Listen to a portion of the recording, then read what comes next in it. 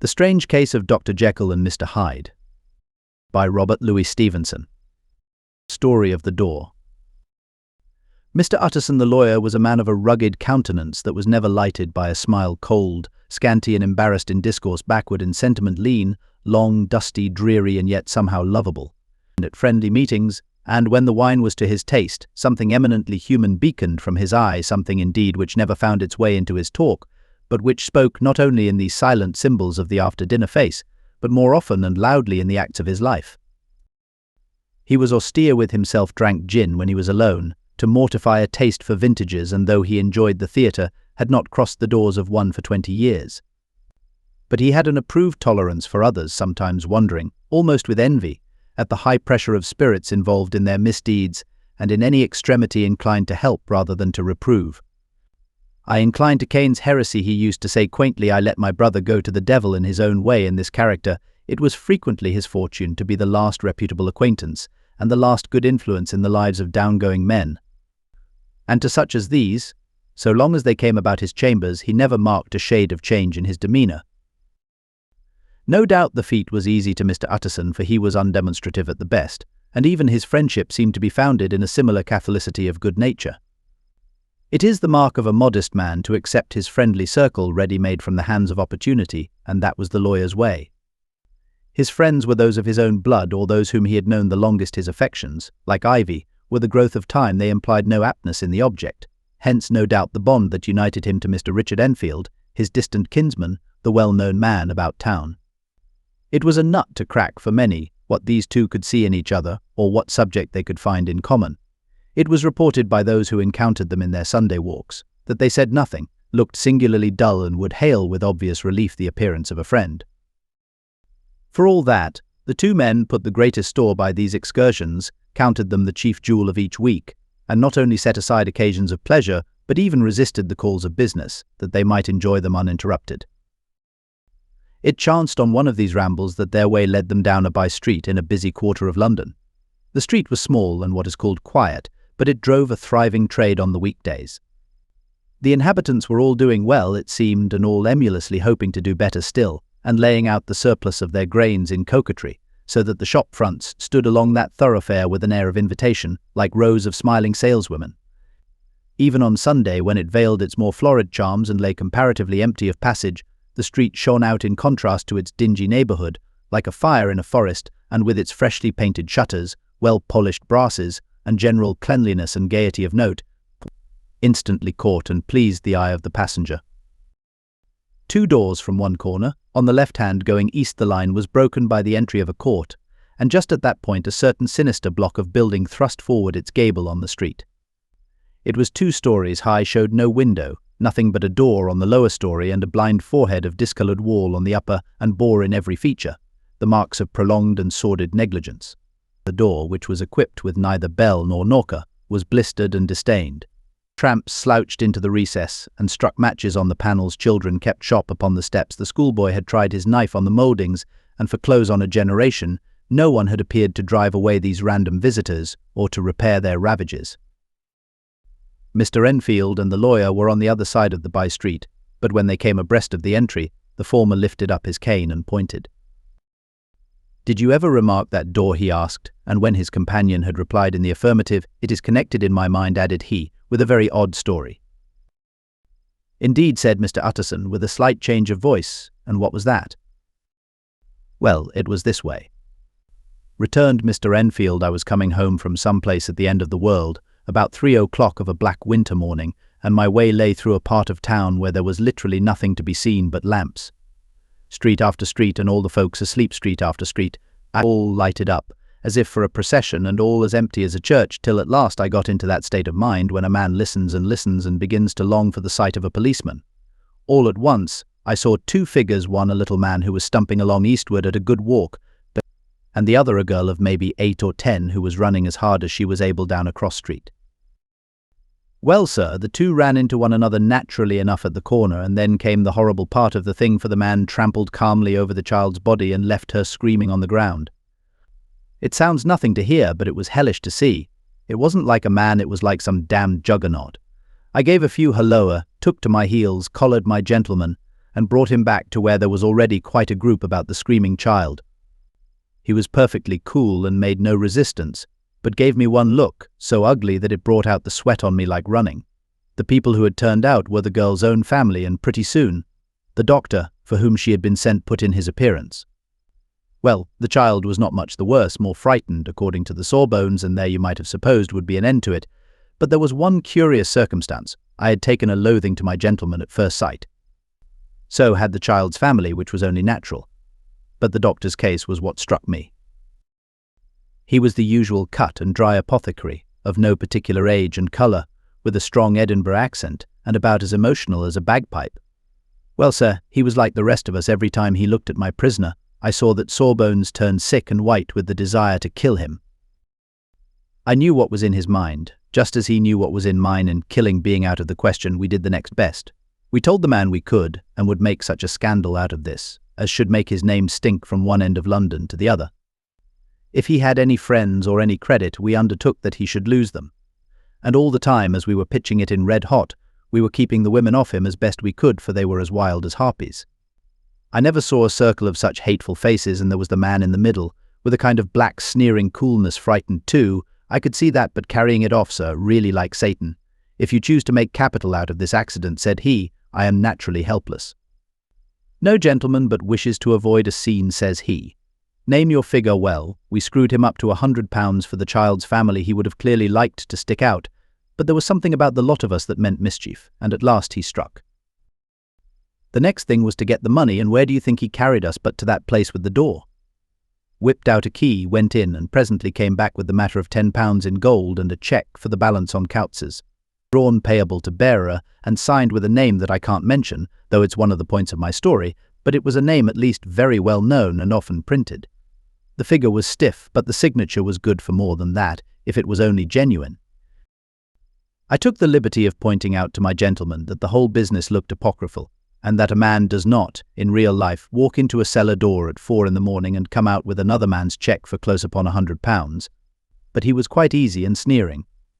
Set your mind at rest, says he. I will stay with you till the banks open and cash the cheque myself. So we all set off, the doctor and the child's father and our friend and myself, and passed the rest of the night in my chambers, and next day, when we had breakfasted, went in a body to the bank. I gave in the cheque myself, and said I had every reason to believe it was a forgery. Not a bit of it. The cheque was genuine. Tut tut, said Mr. Utterson. I see you feel as I do, said Mr. Enfield. Yes, it's a bad story. For my man was a fellow that nobody could have to do with, a really damnable man, and the person that drew the cheque is the very pink of the proprieties, celebrated too, and what makes it worse, one of your fellows who do what they call good. Blackmail, I suppose. An honest man paying through the nose for some of the capers of his youth. Blackmail House is what I call the place with the door, in consequence. Though even that, you know, is far from explaining all, he added, and with the words fell into a vein of musing. From this he was recalled by Mr. Utterson asking rather suddenly, and you don't know if the drawer of the cheque lives there? A likely place, isn't it, returned Mr. Enfield, but I happen to have noticed his address. He lives in some square or other. And you never asked about the place with the door, said Mr. Utterson. No, sir, I had a delicacy, was the reply. I feel very strongly about putting questions. It partakes too much of the style of the Day of Judgment. You start a question, and it's like starting a stone. You sit quietly on the top of a hill, and away the stone goes, starting others. And presently some bland old bird, the last you would have thought of, is knocked on the head in his own back garden, and the family have to change their name. No, sir, I make it a rule of mine, the more it looks like Queer Street, the less I ask. A very good rule, too, said the lawyer. But I have studied the place for myself, continued Mr. Enfield. It seems scarcely a house. There is no other door, and nobody goes in or out of that one but, once in a great while, the gentleman of my adventure. There are 3 windows looking on the court on the first floor, none below.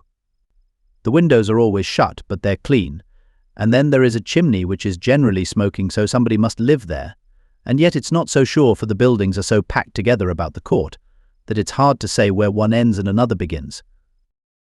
The pair walked on again for a while in silence, and then Enfield said, Mr. Utterson, that's a good rule of yours. Yes, I think it is, returned Enfield. But for all that, continued the lawyer, there's one point I want to ask. I want to ask the name of that man who walked over the child.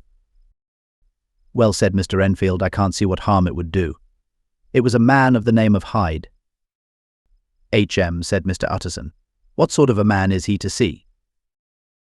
He is not easy to describe. There is something wrong with his appearance, something displeasing, something downright detestable. I never saw a man I so disliked, and yet I scarce know why. He must be deformed somewhere. He gives a strong feeling of deformity, although I couldn't specify the point. He's an extraordinary-looking man, and yet I really can name nothing out of the way. No, sir, I can make no hand of it. I can't describe him. And it's not want of memory, for I declare I can see him this moment. Mr. Utterson again walked some way in silence, and obviously under a weight of consideration. You are sure he used a key? He inquired at last. My dear sir, began Enfield, surprised out of himself. Yes, I know, said Utterson, I know it must seem strange. The fact is, if I do not ask you the name of the other party, it is because I know it already. You see, Richard, your tale has gone home. If you have been inexact in any point, you had better correct it. I think you might have warned me, returned the other with a touch of sullenness. But I have been pedantically exact, as you call it. The fellow had a key, and what's more, he has it still. I saw him use it not a week ago. Mr. Utterson sighed deeply but said never a word, and the young man presently resumed. Here is another lesson to say nothing, said he. I am ashamed of my long tongue. Let us make a bargain never to refer to this again. With all my heart, said the lawyer. I shake hands on that, Richard. Search for Mr. Hyde. That evening Mr. Utterson came home to his bachelor house in sombre spirits and sat down to dinner without relish.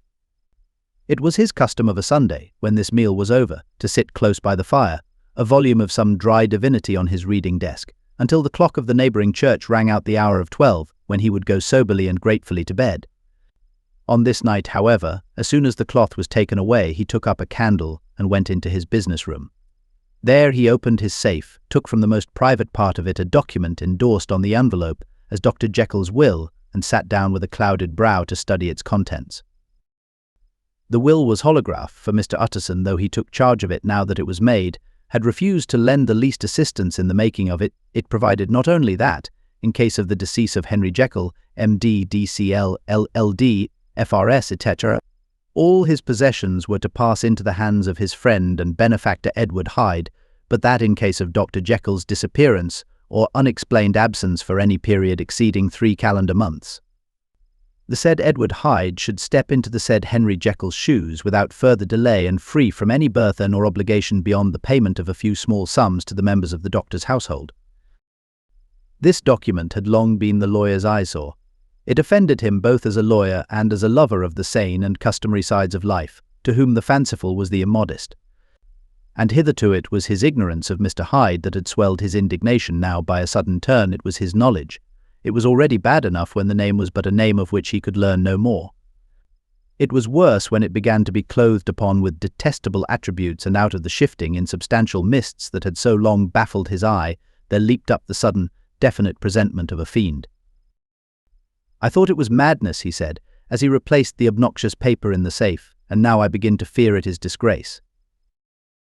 With that he blew out his candle, put on a greatcoat, and set forth in the direction of Cavendish Square, that citadel of medicine, where his friend, the great Dr. Lanyon, had his house and received his crowding patients. If anyone knows, it will be Lanyon, he had thought. The solemn butler knew and welcomed him. He was subjected to no stage of delay, but ushered direct from the door to the dining room, where Dr. Lanyon sat alone over his wine. This was a hearty, healthy, dapper, red-faced gentleman, with a shock of hair prematurely white, and a boisterous and decided manner. At sight of Mr. Utterson, he sprang up from his chair and welcomed him with both hands. The geniality, as was the way of the man, was somewhat theatrical to the eye, but it reposed on genuine feeling. For these two were old friends, old mates both at school and college, both thorough respecters of themselves and of each other, and what does not always follow, men who thoroughly enjoyed each other's company. After a little rambling talk, the lawyer led up to the subject which so disagreeably preoccupied his mind. I suppose, Lanyon said he, you and I must be the two oldest friends that Henry Jekyll has. I wish the friends were younger, chuckled Dr. Lanyon, but I suppose we are, and what of that? I see little of him now. Indeed, said Utterson. I thought you had a bond of common interest. We had, was the reply. But it is more than 10 years since Henry Jekyll became too fanciful for me. He began to go wrong in mind, and though of course I continue to take an interest in him for old sake's sake, as they say, I see and I have seen devilish little of the man. Such unscientific balderdash," added the doctor, flushing suddenly purple, would have estranged Damon and Pythias. This little spirit of temper was somewhat of a relief to Mr. Utterson. They have only differed on some point of science, he thought, and being a man of no scientific passions except in the matter of conveyancing, he even added it is nothing worse than that. He gave his friend a few seconds to recover his composure and then approached the question he had come to put. "Did you ever come across a protégé of his, one Hyde?" he asked. "Hyde," repeated Lanyon. "No, never heard of him. Since my time." That was the amount of information that the lawyer carried back with him to the great dark bed on which he tossed to and fro until the small hours of the morning began to grow large. It was a night of little ease to his toiling mind, toiling in mere darkness and besieged by questions. 6 o'clock struck on the bells of the church that was so conveniently near to Mr. Utterson's dwelling, and still he was digging at the problem. Hitherto it had touched him on the intellectual side alone, but now his imagination also was engaged, or rather enslaved, and as he lay and tossed in the gross darkness of the night and the curtained room, Mr. Enfield's tale went by before his mind in a scroll of lighted pictures. He would be aware of the great field of lamps of a nocturnal city, then of the figure of a man walking swiftly, then of a child running from the doctor's, and then these met, and that human juggernaut trod the child down and passed on regardless of her screams. Or else he would see a room in a rich house, where his friend lay asleep, dreaming and smiling at his dreams, and then the door of that room would be opened, the curtains of the bed plucked apart, the sleeper recalled, and lo! there would stand by his side a figure to whom power was given, and even at that dead hour he must rise and do its bidding. The figure in these two phases haunted the lawyer all night, and if at any time he dozed over, it was but to see it glide more stealthily through sleeping houses, or move the more swiftly and still the more swiftly, even to dizziness, through wider labyrinths of lamplighted city, and at every street corner crush a child and leave her screaming. And still the figure had no face by which he might know it even in his dreams. It had no face, or one that baffled him and melted before his eyes, and thus it was that there sprang up and grew apace in the lawyer's mind a singularly strong, almost an inordinate curiosity to behold the features of the real Mr. Hyde. If he could but once set eyes on him, he thought the mystery would lighten and perhaps roll altogether away, as was the habit of mysterious things when well examined. He might see a reason for his friend's strange preference, or bondage, call it which you please, and even for the startling clause of the will.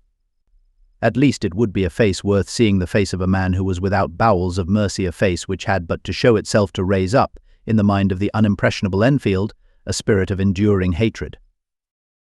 From that time forward Mr. Utterson began to haunt the door in the by-street of shops. In the morning before office hours, at noon when business was plenty and time scarce, at night under the face of the fogged city moon, by all lights and at all hours of solitude or concourse, the lawyer was to be found on his chosen post. If he be Mr. Hyde, he had thought, I shall be Mr. Seek. And at last his patience was rewarded. It was a fine dry night, frost in the air, the streets as clean as a ballroom floor, the lamps, unshaken by any wind, drawing a regular pattern of light and shadow. By 10 o'clock, when the shops were closed, the by-street was very solitary, and, in spite of the low growl of London from all round, very silent. Small sounds carried far domestic sounds out of the houses were clearly audible on either side of the roadway, and the rumour of the approach of any passenger preceded him by a long time. Mr. Utterson had been some minutes at his post, when he was aware of an odd light footstep drawing near. In the course of his nightly patrols he had long grown accustomed to the quaint effect with which the footfalls of a single person, while he is still a great way off, suddenly spring out distinct from the vast hum and clatter of the city. Yet his attention had never before been so sharply and decisively arrested, and it was with a strong, superstitious prevision of success that he withdrew into the entry of the court. The steps drew swiftly nearer, and swelled out suddenly louder as they turned the end of the street. The lawyer, looking forth from the entry, could soon see what manner of man he had to deal with. He was small, and very plainly dressed, and the look of him, even at that distance, went somehow strongly against the watcher's inclination. But he made straight for the door, crossing the roadway to save time, and as he came, he drew a key from his pocket like one approaching home. Mr. Utterson stepped out and touched him on the shoulder as he passed. "Mr. Hyde, I think." Mr. Hyde shrank back with a hissing intake of the breath. But his fear was only momentary, and though he did not look the lawyer in the face, he answered coolly enough, "That is my name. What do you want?" "I see you are going in," returned the lawyer. "I am an old friend of Dr. Jekyll's, Mr. Utterson of Gaunt Street. You must have heard of my name and meeting you so conveniently. I thought you might admit me." "You will not find Dr. Jekyll. He is from home," replied Mr. Hyde, blowing in the key. And then suddenly, but still without looking up, "How did you know me?" he asked.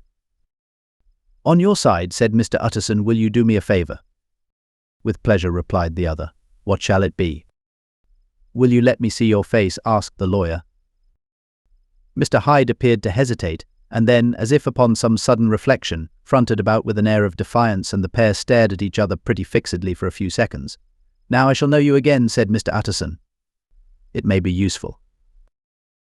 "Yes," returned Mr. Hyde, "it is as well we have met, and apropos, you should have my address," and he gave a number of a street in Soho. Good God, thought Mr. Utterson, can he, too, have been thinking of the will? But he kept his feelings to himself, and only grunted in acknowledgment of the address. "And now," said the other, "how did you know me?"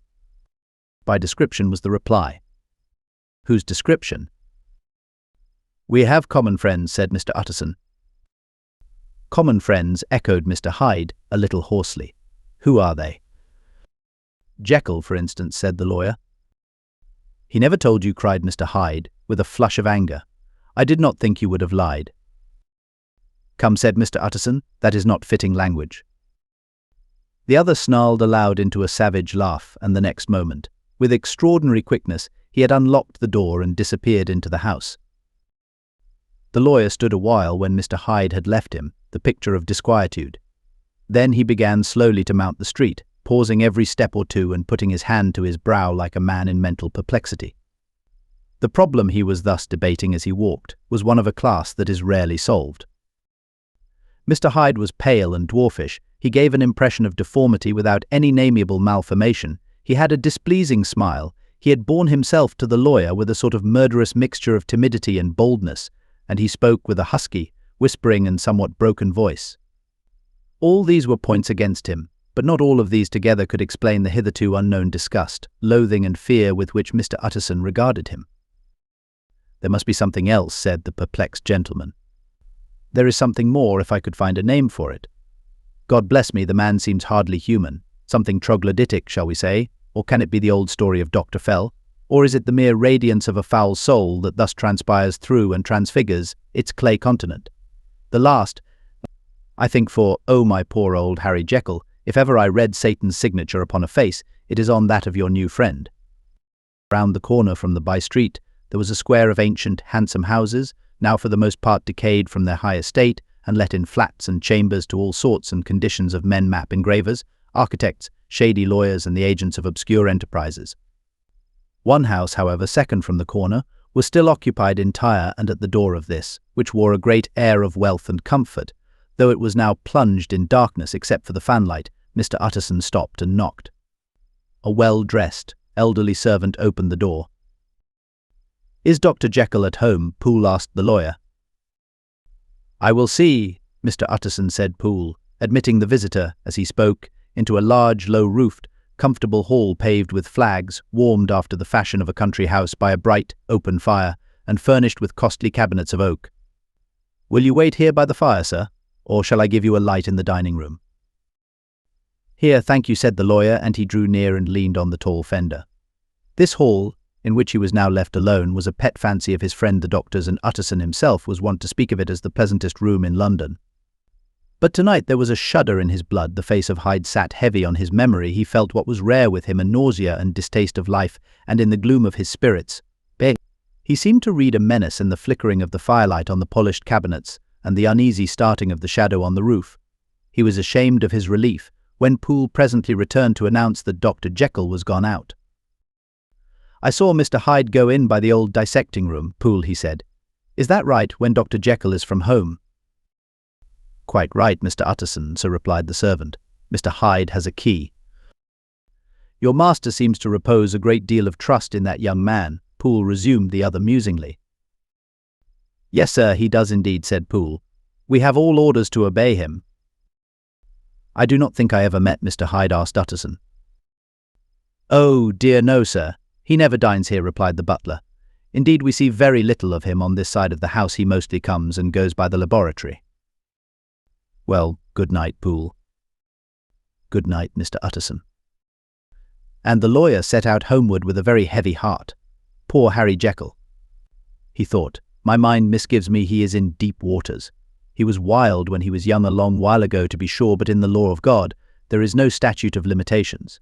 It must be that the ghost of some old sin, the cancer of some concealed disgrace punishment coming, Pete Clodo, years after memory has forgotten and self-love condoned the fault, and the lawyer, scared by the thought, brooded a while on his own past, groping in all the corners of memory, lest by chance some jack-in-the-box of an old iniquity should leap to light there.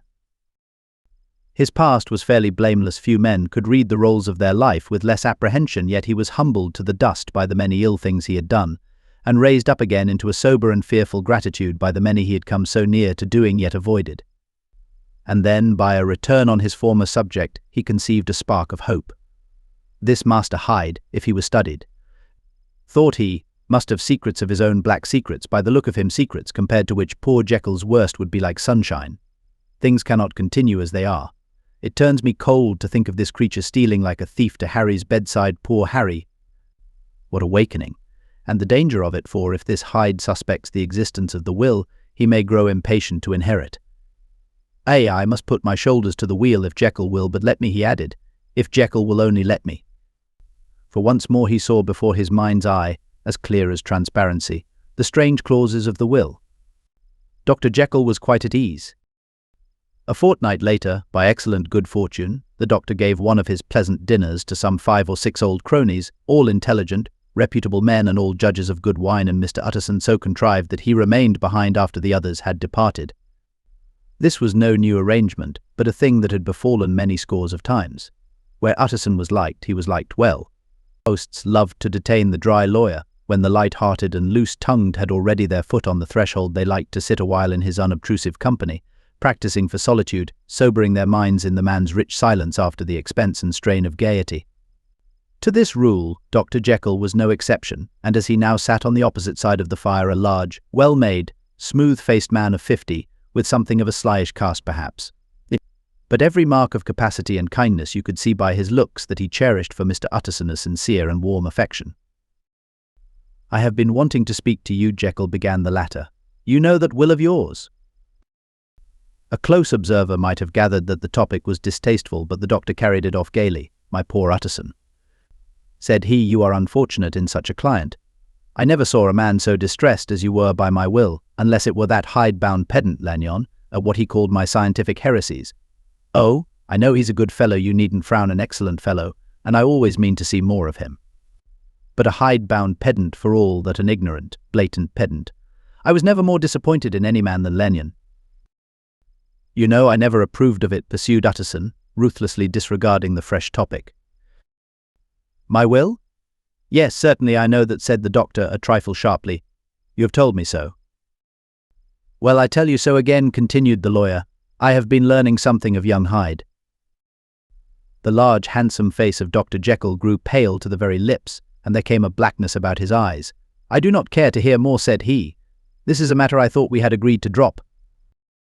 "What I heard was abominable," said Utterson. "It can make no change." "You do not understand my position," returned the doctor, with a certain incoherency of manner. "I am painfully situated. Utterson, my position is a very strange one. It is one of those affairs that cannot be mended by talking." "Jekyll," said Utterson, "you know me, I am a man to be trusted. Make a clean breast of this in confidence, and I make no doubt I can get you out of it." "My good Utterson," said the doctor, "this is very good of you, this is downright good of you, and I cannot find words to thank you in. I believe you fully. I would trust you before any man alive, before myself, if I could make the choice, but indeed it isn't what you fancy, it is not as bad as that.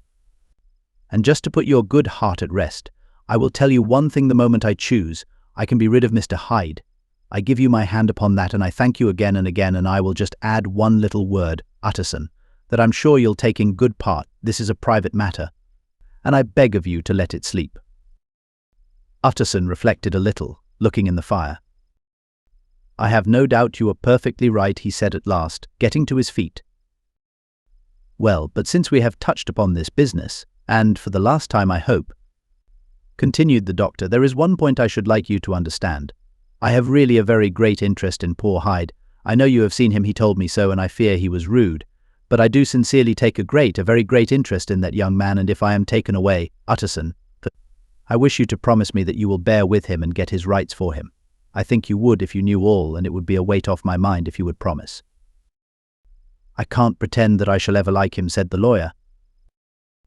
"I don't ask that," pleaded Jekyll, laying his hand upon the other's arm. "I only ask for justice. I only ask you to help him for my sake, when I am no longer here." Utterson heaved an irrepressible sigh. "Well," said he, "I promise." The Carey murder case. Nearly a year later, in the month of October, London was startled by a crime of singular ferocity and rendered all the more notable by the high position of the victim. The details were few and startling. A maid-servant living alone in a house not far from the river had gone upstairs to bed about 11. Although a fog rolled over the city in the small hours, the early part of the night was cloudless, and the lane, which the maid's window overlooked, was brilliantly lit by the full moon. It seemed she was romantically given, for she sat down upon her box, which stood immediately under the window, and fell into a dream of musing. Never, she used to say, with streaming tears when she narrated that experience, never had she felt more at peace with all men or thought more kindly of the world. And as she so sat, she became aware of an aged, beautiful gentleman with white hair, drawing near along the lane and advancing to meet him, another and very small gentleman, to whom at first she paid less attention. When they had come within speech, which was just under the maid's eyes, the older man bowed and accosted the other with a very pretty manner of politeness. It did not seem as if the subject of his address were of great importance indeed. From his pointing, it sometimes appeared as if he were only inquiring his way, but the moon shone on his face as he spoke, and the girl was pleased to watch it. It seemed to breathe such an innocent and old-world kindness of disposition, yet with something high too, as of a well-founded self-content. Presently her eye wandered to the other, and she was surprised to recognize in him a certain Mr. Hyde, who had once visited her master and for whom she had conceived a dislike. He had in his hand a heavy cane, with which he was trifling, but he answered never a word, and seemed to listen with an ill-contained impatience. And then all of a sudden he broke out in a great flame of anger, stamping with his foot, brandishing the cane, and carrying on as the maid described it like a madman. The old gentleman took a step back, with the air of one very much surprised and a trifle hurt, and at that Mr. Hyde broke out of all bounds and clubbed him to the earth. And next moment, with ape-like fury, he was trampling his victim underfoot and hailing down a storm of blows, under which the bones were audibly shattered and the body jumped upon the roadway. At the horror of these sights and sounds, the maid fainted. It was 2:00 when she came to herself and called for the police. The murderer was gone long ago, but there lay his victim in the middle of the lane, incredibly mangled. The stick with which the deed had been done, although it was of some rare and very tough and heavy wood, had broken in the middle under the stress of this insensate cruelty, and one splintered half had rolled in the neighbouring gutter. The other, without doubt, had been carried away by the murderer. A purse and gold watch were found upon the victim, but no cards or papers, except a sealed and stamped envelope, which he had been probably carrying to the post, and which bore the name and address of Mr. Utterson. This was brought to the lawyer the next morning, before he was out of bed, and he had no sooner seen it and been told the circumstances, than he shot out a solemn lip. "I shall say nothing till I have seen the body," said he. "This may be very serious. Have the kindness to wait while I dress." And with the same grave countenance he hurried through his breakfast and drove to the police station, whither the body had been carried. As soon as he came into the cell, he nodded. "Yes," said he, "I recognize him. I am sorry to say that this is Sir Danvers Carew." "Good God, sir," exclaimed the officer, "is it possible?" And the next moment his eye lighted up with professional ambition. "This will make a deal of noise," he said, "and perhaps you can help us to the man." And he briefly narrated what the maid had seen and showed the broken stick. Mr. Utterson had already quailed at the name of Hyde, but when the stick was laid before him, he could doubt no longer, broken and battered as it was. He recognized it for one that he had himself presented many years before to Henry Jekyll. "Is this Mr. Hyde a person of small stature?" he inquired. "Particularly small and particularly wicked-looking is what the maid calls him," said the officer. Mr. Utterson reflected, and then, raising his head, "If you will come with me in my cab," he said, "I think I can take you to his house." It was by this time about 9 in the morning, and the first fog of the season. A great chocolate-colored pall lowered over heaven, but the wind was continually charging and routing these embattled vapors, so that as the cab crawled from street to street, Mr. Utterson beheld a marvelous number of degrees and hues of twilight. For here it would be dark, like the back end of evening, and there would be a glow of a rich, lurid brown, like the light of some strange conflagration, and here, for a moment, the fog would be quite broken up, and a haggard shaft of daylight would glance in between the swirling wreaths. The dismal quarter of Soho seen under these changing glimpses, with its muddy ways and slatternly passengers, and its lamps, which had never been extinguished or had been kindled afresh to combat this mournful reinvasion of darkness, seemed, in the lawyer's eyes, like a district of some city in a nightmare. The thoughts of his mind, besides, were of the gloomiest dye, and when he glanced at the companion of his drive, he was conscious of some touch of that terror of the law and the law's officers, which may at times assail the most honest.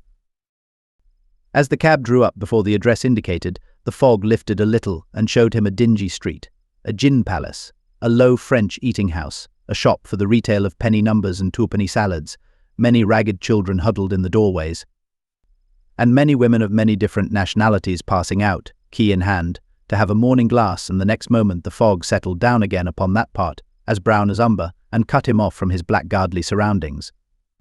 This was the home of Henry Jekyll's favourite, of a man who was heir to £250,000 sterling. An ivory-faced and silvery-haired old woman opened the door. She had an evil face, smoothed by hypocrisy, but her manners were excellent. Yes, she said, this was Mr. Hyde's, but he was not at home. He had been in that night very late, but he had gone away again in less than an hour. There was nothing strange in that. His habits were very irregular, and he was often absent, for instance. It was nearly 2 months since she had seen him till yesterday. Very well, then, we wish to see his rooms, said the lawyer, and when the woman began to declare it was impossible, I had better tell you who this person is, he added. This is Inspector Newcomen of Scotland Yard. A flash of odious joy appeared upon the woman's face. Ah, said she, he is in trouble. What has he done? Mr. Utterson and the inspector exchanged glances. He don't seem a very popular character, observed the latter. And now, my good woman, just let me and this gentleman have a look about us. In the whole extent of the house, which, but for the old woman, remained otherwise empty, Mr. Hyde had only used a couple of rooms, but these were furnished with luxury and good taste. A closet was filled with wine, the plate was of silver, the napery elegant, a good picture hung upon the walls, a gift as Utterson supposed from Henry Jekyll, who was much of a connoisseur, and the carpets were of many plies and agreeable in colour. At this moment, however, the rooms bore every mark of having been recently and hurriedly ransacked. Clothes lay about the floor, with their pockets inside out. Lock-fast drawers stood open, and on the hearth there lay a pile of grey ashes, as though many papers had been burned. From these embers the inspector disinterred the butt end of a green cheque book, which had resisted the action of the fire. The other half of the stick was found behind the door, and as this clinched his suspicions, the officer declared himself delighted. A visit to the bank, where several £1,000s were found to be lying to the murderer's credit, completed his gratification. You may depend upon it, sir, he told Mr. Utterson, I have him in my hand. He must have lost his head, or he never would have left the stick, or, above all, burned the cheque-book. Why, money's life to the man. We have nothing to do but wait for him at the bank, and get out the handbills. This last, however, was not so easy of accomplishment, for Mr. Hyde had numbered few familiars. Even the master of the servant maid had only seen him twice. His family could nowhere be traced. He had never been photographed, and the few who could describe him differed widely, as common observers will. Only on one point were they agreed, and that was the haunting sense of unexpressed deformity with which the fugitive impressed his beholders. Incident of the letter. It was late in the afternoon when Mr. Utterson found his way to Dr. Jekyll's door, where he was at once admitted by Poole, and carried down by the kitchen offices and across a yard which had once been a garden, into the building which was indifferently known as the laboratory or dissecting rooms. The doctor had bought the house from the heirs of a celebrated surgeon, and his own tastes, being rather chemical than anatomical, had changed the destination of the block at the bottom of the garden. It was the first time that the lawyer had been received in that part of his friend's quarters, and he eyed the dingy, windowless structure with curiosity, and gazed round with a distasteful sense of strangeness as he crossed the theatre. It, once crowded with eager students and now lying gaunt and silent, the tables laden with chemical apparatus, the floor strewn with crates and littered with packing straw, and the light falling dimly through the foggy cupola. At the further end, a flight of stairs mounted to a door covered with red bay eyes, and through this, Mr. Utterson was at last received into the doctor's cabinet. It was a large room fitted round with glass presses, furnished, among other things, with a cheval glass and a business table, and looking out upon the court by 3 dusty windows barred with iron. The fire burned in the grate, a lamp was set lighted on the chimney shelf, for even in the houses the fog began to lie thickly, and there, close up to the warmth, sat Dr. Jekyll, looking deathly sick. He did not rise to meet his visitor, but held out a cold hand and bade him welcome in a changed voice. "And now," said Mr. Utterson, as soon as Poole had left them, "you have heard the news." The doctor shuddered. "They were crying it in the square," he said. "I heard them in my dining room." "One word," said the lawyer. "Carew was my client, but so are you, and I want to know what I am doing. You have not been mad enough to hide this fellow." "Utterson, I swear to God," cried the doctor, "I swear to God I will never set eyes on him again. I bind my honor to you that I am done with him in this world. It is all at an end. And indeed he does not want my help. You do not know him as I do. He is safe. He is quite safe, mark my words. He will never more be heard of." The lawyer listened gloomily. He did not like his friend's feverish manner. "You seem pretty sure of him," said he, "and for your sake, I hope you may be right. If it came to a trial, your name might appear." "I am quite sure of him," replied Jekyll. "I have grounds for certainty that I cannot share with anyone. But there is one thing on which you may advise me. I have received a letter, and I am at a loss whether I should show it to the police. I should like to leave it in your hands. Utterson, you would judge wisely. I am sure I have so great a trust in you." "You fear, I suppose, that it might lead to his detection?" asked the lawyer. "No," said the other. "I cannot say that I care what becomes of Hyde. I am quite done with him. I was thinking of my own character, which this hateful business has rather exposed." Utterson ruminated a while. He was surprised at his friend's selfishness, and yet relieved by it. "Well," said he, "at last let me see the letter." The letter was written in an odd, upright hand and signed Edward Hyde, and it signified, briefly enough, that the writer's benefactor, Dr. Jekyll, whom he had long so unworthily repaid for 1,000 generosities, need labour under no alarm for his safety, as he had means of escape on which he placed a sure dependence. The lawyer liked this letter well enough. It put a better colour on the intimacy than he had looked for, and he blamed himself for some of his past suspicions. "Have you the envelope?" he asked. "I burned it," replied Jekyll, "before I thought what I was about, but it bore no postmark. The note was handed in." "Shall I keep this and sleep upon it?" asked Utterson. "I wish you to judge for me entirely," was the reply.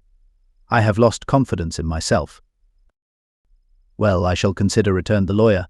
"And now one word more. It was Hyde who dictated the terms in your will about that disappearance." The doctor seemed seized with a qualm of faintness. He shut his mouth tight and nodded. "I knew it," said Utterson. "He meant to murder you. You had a fine escape." "I have had what is far more to the purpose," returned the doctor solemnly. "I have had a lesson, O God, Utterson, what a lesson I have had," and he covered his face for a moment with his hands. On his way out, the lawyer stopped and had a word or two with Poole. "By the by," said he, "there was a letter handed in today. What was the messenger like?" But Poole was positive nothing had come, except by post, and only circulars. By that, he added. This news sent off the visitor with his fears renewed. Plainly the letter had come by the laboratory door. Possibly, indeed, it had been written in the cabinet, and if that were so, it must be differently judged, and handled with the more caution. The newsboys, as he went, were crying themselves hoarse along the footways. Special edition. Shocking murder of an MP. That was the funeral oration of one friend and client, and he could not help a certain apprehension lest the good name of another should be sucked down in the eddy of the scandal. It was at least a ticklish decision that he had to make, and self-reliant as he was by habit, that he began to cherish a longing for advice. It was not to be had directly, but perhaps he thought it might be fished for. Presently after, he sat on one side of his own hearth, with Mr. Guest, his head clerk, upon the other, and midway between, at a nicely calculated distance from the fire, a bottle of a particular old wine that had long dwelt unsunned in the foundations of his house. The fog still slept on the wing above the drowned city, where the lamps glimmered like carbuncles, and through the muffle and smother of these fallen clouds, the procession of the town's life was still rolling in through the great arteries with a sound as of a mighty wind. But the room was gay with firelight. In the bottle, the acids were long ago resolved. The imperial dye had softened with time, as the colour grows richer in stained windows and the glow of hot autumn afternoons on hillside vineyards was ready to be set free and to disperse the fogs of London. Insensibly the lawyer melted. There was no man from whom he kept fewer secrets than Mr. Guest, and he was not always sure that he kept as many as he meant. Guest had often been on business to the doctor's he knew pool. He could scarce have failed to hear of Mr. Hyde's familiarity about the house. He might draw conclusions. Was it not as well, then, that he should see a letter which put that mystery to right? And above all, since Guest, being a great student and critic of handwriting, would consider the step natural and obliging. The clerk, besides, was a man of counsel. He could scarce read so strange a document without dropping a remark, and by that remark Mr. Utterson might shape his future course. "This is a sad business about Sir Danvers," he said. "Yes, sir, indeed. It has elicited a great deal of public feeling," returned Guest. "The man, of course, was mad." "I should like to hear your views on that," replied Utterson. "I have a document here in his handwriting. It is between ourselves, for I scarce know what to do about it. It is an ugly business at the best. But there it is, quite in your way, a murderer's autograph." Guest's eyes brightened, and he sat down at once and studied it with passion. "No, sir," he said, "not mad, but it is an odd hand." "And, by all accounts, a very odd writer," added the lawyer. Just then the servant entered with a note. "Is that from Dr. Jekyll, sir?" inquired the clerk. "I thought I knew the writing. Anything private, Mr. Utterson?" "Only an invitation to dinner. Why? Do you want to see it?" "One moment." "I thank you, sir," and the clerk laid the 2 sheets of paper alongside and sedulously compared their contents. "Thank you, sir," he said at last, returning both. "It's a very interesting autograph." There was a pause, during which Mr. Utterson struggled with himself. "Why did you compare them, Guest?" he inquired suddenly. "Well, sir," returned the clerk, "there's a rather singular resemblance. The 2 hands are in many points identical, only differently sloped." "Rather quaint," said Utterson. "It is, as you say, rather quaint," returned Guest. "I wouldn't speak of this note, you know," said the master. "No, sir," said the clerk. "I understand." But no sooner was Mr. Utterson alone that night than he locked the note into his safe, where it reposed from that time forward. What he thought: Henry Jekyll forged for a murderer, and his blood ran cold in his veins. Incident of Dr. Lanyon. Time ran on. Thousands of pounds were offered in reward, for the death of Sir Danvers was resented as a public injury, but Mr. Hyde had disappeared out of the ken of the police, as though he had never existed.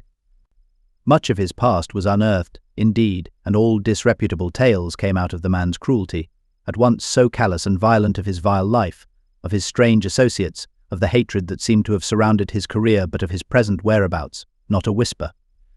From the time he had left the house in Soho on the morning of the murder, he was simply blotted out, and gradually, as time drew on, Mr. Utterson began to recover from the hotness of his alarm, and to grow more at quiet with himself.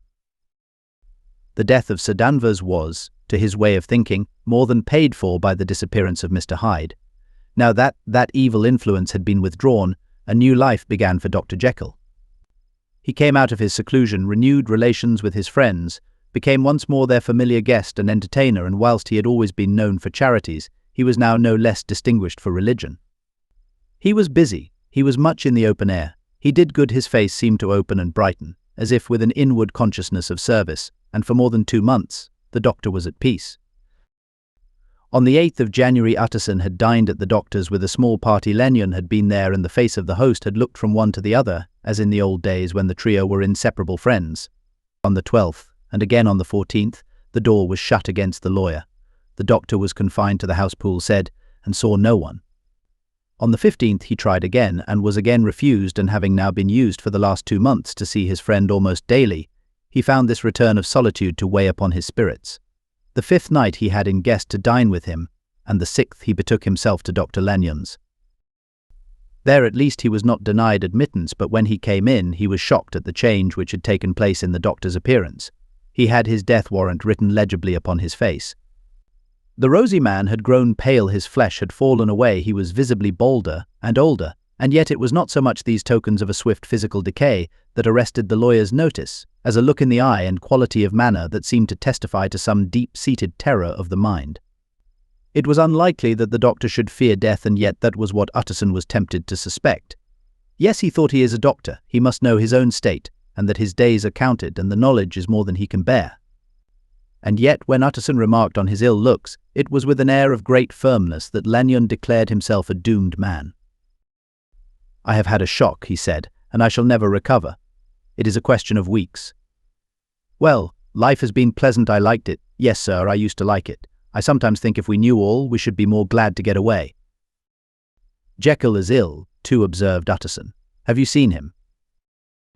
But Lanyon's face changed, and he held up a trembling hand. "I wish to see or hear no more of Dr. Jekyll," he said in a loud, unsteady voice. "I am quite done with that person, and I beg that you will spare me any allusion to one whom I regard as dead." "Tut, tut," said Mr. Utterson, and then after a considerable pause, "Can't I do anything?" he inquired. "We are three very old friends, Lanyon. We shall not live to make others." "Nothing can be done," returned Lanyon. "Ask himself." "He will not see me," said the lawyer. "I am not surprised at that," was the reply. "Some day, Utterson, after I am dead, you may perhaps come to learn the right and wrong of this. I cannot tell you.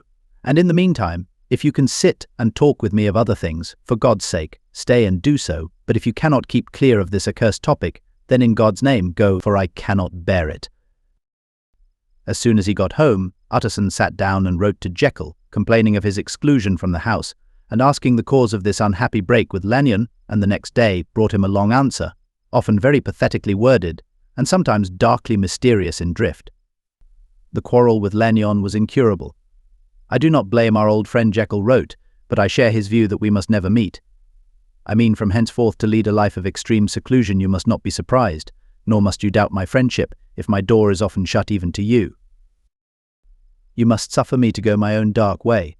I have brought on myself a punishment and a danger that I cannot name. If I am the chief of sinners, I am the chief of sufferers also.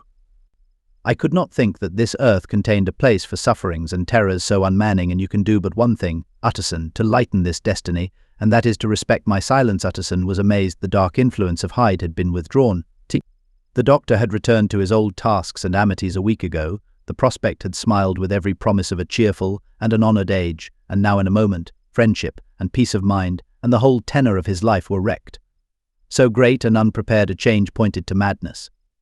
But in view of Lanyon's manner and words, there must lie for it some deeper ground. A week afterwards, Dr. Lanyon took to his bed, and in something less than a fortnight he was dead. The night after the funeral, at which he had been sadly affected, Utterson locked the door of his business room, and sitting there by the light of a melancholy candle, drew out and set before him an envelope addressed by the hand and sealed with the seal of his dead friend, private for the hands of G.J. Utterson alone, and in case of his predecease to be destroyed unread. So it was emphatically superscribed, and the lawyer dreaded to behold the contents. "I have buried one friend today," he thought. "What if this should cost me another?" And then he condemned the fear as a disloyalty, and broke the seal. Within there was another enclosure, likewise sealed, and marked upon the cover as not to be opened till the death or disappearance of Dr. Henry Jekyll. Utterson could not trust his eyes. Yes, it was disappearance here again, as in the mad will which he had long ago restored to its author. Here again were the idea of a disappearance, and the name of Henry Jekyll bracketed. But in the will, that idea had sprung from the sinister suggestion of the man Hyde. It was set there with a purpose all too plain and horrible. Written by the hand of Lanyon, what should it mean? A great curiosity came on the trustee to disregard the prohibition and dive at once to the bottom of these mysteries, but professional honour and faith to his dead friend were stringent obligations, and the packet slept in the inmost corner of his private safe. It is one thing to mortify curiosity, another to conquer it, and it may be doubted if, from that day forth, Utterson desired the society of his surviving friend with the same eagerness. He thought of him kindly, but his thoughts were disquieted and fearful. He went to call indeed, but he was perhaps relieved to be denied admittance. Perhaps, in his heart, he preferred to speak with Poole upon the doorstep, and surrounded by the air and sounds of the open city, rather than to be admitted into that house of voluntary bondage, and to sit and speak with its inscrutable recluse. Poole had, indeed, no very pleasant news to communicate. The doctor, it appeared, now more than ever confined himself to the cabinet over the laboratory, where he would sometimes even sleep. He was out of spirits. He had grown very silent. He did not read. It seemed as if he had something on his mind. Utterson became so used to the unvarying character of these reports that he fell off little by little in the frequency of his visits. Incident at the window. It chanced on Sunday, when Mr. Utterson was on his usual walk with Mr. Enfield, that their way lay once again through the by-street, and that when they came in front of the door, both stopped to gaze on it. "Well," said Enfield, "that story's at an end at least. We shall never see more of Mr. Hyde." "I hope not," said Utterson. "Did I ever tell you that I once saw him and shared your feeling of repulsion?" "It was impossible to do the one without the other," returned Enfield. "And by the way, what an ass you must have thought me, not to know that this was a back way to Dr. Jekyll's. It was partly your own fault that I found it out, even when I did." "So you found it out, did you?" said Utterson. "But if that be so, we may step into the court and take a look at the windows. To tell you the truth, I am uneasy about poor Jekyll, and even outside, I feel as if the presence of a friend might do him good." The court was very cool and a little damp and full of premature twilight, although the sky high up overhead was still bright with sunset. The middle one of the three windows was halfway open, and sitting close beside it, taking the air with an infinite sadness of mien, like some disconsolate prisoner, Utterson saw Dr. Jekyll. "What, Jekyll," he cried, "I trust you are better." "I am very low," Utterson replied the doctor drearily, "very low. It will not last long, thank God." "You stay too much indoors," said the lawyer. "You should be out, whipping up the circulation like Mr. Enfield and me. This is my cousin, Mr. Enfield. Dr. Jekyll, come now, get your hat and take a quick turn with us." "You are very good," sighed the other. "I should like to very much, but no, it is quite impossible, I dare not. But indeed, Utterson, I am very glad to see you. This is really a great pleasure. I would ask you and Mr. Enfield up, but the place is really not fit." "Why, then," said the lawyer, good-naturedly, "the best thing we can do is to stay down here and speak with you from where we are." "That is just what I was about to venture to propose," returned the doctor with a smile. But the words were hardly uttered before the smile was struck out of his face and succeeded by an expression of such abject terror and despair as froze the very blood of the two gentlemen below. They saw it but for a glimpse, for the window was instantly thrust down, but that glimpse had been sufficient, and they turned and left the court without a word. In silence, too, they traversed the by-street, and it was not until they had come into a neighbouring thoroughfare, where even upon a Sunday there were still some stirrings of life, that Mr. Utterson at last turned and looked at his companion. They were both pale, and there was an answering horror in their eyes. God forgive us," said Mr. Utterson. But Mr. Enfield only nodded his head very seriously and walked on once more in silence. The last night. Mr. Utterson was sitting by his fireside one evening after dinner when he was surprised to receive a visit from Poole. "Bless me, Poole, what brings you here?" he cried, and then taking a second look at him, "What ails you?" he added. "Is the doctor ill?" "Mr. Utterson," said the man, "there is something wrong." "Take a seat, and here is a glass of wine for you," said the lawyer. "Now, take your time and tell me plainly what you want." "You know the doctor's ways," sir, replied Poole, "and how he shuts himself up. Well, he's shut up again in the cabinet, and I don't like it, sir. I wish I may die if I like it. Mr. Utterson, sir, I'm afraid." "Now, my good man," said the lawyer, "be explicit. What are you afraid of?" "I've been afraid for about a week," returned Poole, doggedly disregarding the question, "and I can bear it no more." The man's appearance amply bore out his words. His manner was altered for the worse, and except for the moment when he had first announced his terror, he had not once looked the lawyer in the face. Even now, he sat with the glass of wine untasted on his knee, and his eyes directed to a corner of the floor. "I can bear it no more," he repeated. "Come," said the lawyer, "I see you have some good reason. Poole, I see there is something seriously amiss. Try to tell me what it is." "I think there's been foul play," said Poole, hoarsely. "Foul play," cried the lawyer, a good deal frightened and rather inclined to be irritated in consequence. "What foul play? What does the man mean?" "I daren't say," so was the answer, "but will you come along with me and see for yourself?" Mr. Utterson's only answer was to rise and get his hat and greatcoat, but he observed with wonder the greatness of the relief that appeared upon the butler's face, and perhaps with no less, that the wine was still untasted when he set it down to follow. It was a wild, cold, seasonable night of March, with a pale moon lying on her back as though the wind had tilted her, and flying rack of the most diaphanous and lawny texture. The wind made talking difficult and flecked the blood into the face. It seemed to have swept the streets unusually bare of passengers, besides, for Mr. Utterson thought he had never seen that part of London so deserted. He could have wished it otherwise. Never in his life had he been conscious of so sharp a wish to see and touch his fellow creatures, for struggle as he might. There was borne in upon his mind a crushing anticipation of calamity. The square, when they got there, was full of wind and dust, and the thin trees in the garden were lashing themselves along the railing. Poole, who had kept all the way a pace or two ahead, now pulled up in the middle of the pavement, and in spite of the biting weather, took off his hat and mopped his brow with a red pocket handkerchief. But for all the hurry of his coming, these were not the dews of exertion that he wiped away, but the moisture of some strangling anguish, for his face was white and his voice, when he spoke, harsh and broken. "Well, sir," he said, "here we are, and God grant there be nothing wrong." "Amen," Poole said the lawyer. Thereupon the servant knocked in a very guarded manner. The door was opened on the chain, and a voice asked from within, "Is that you, Poole?" "It's all right," said Poole. "Open the door." The hall, when they entered it, was brightly lighted up. The fire was built high, and about the hearth the whole of the servants, men and women, stood huddled together like a flock of sheep. At the sight of Mr. Utterson, the housemaid broke into hysterical whimpering, and the cook, crying out, "Bless God!" It's Mr. Utterson ran forward as if to take him in her arms. What? Are you all here?" said the lawyer peevishly. "Very irregular, very unseemly. Your master would be far from pleased." "They're all afraid," said Poole. Blank silence followed, no one protesting. Only the maid lifted her voice and now wept loudly.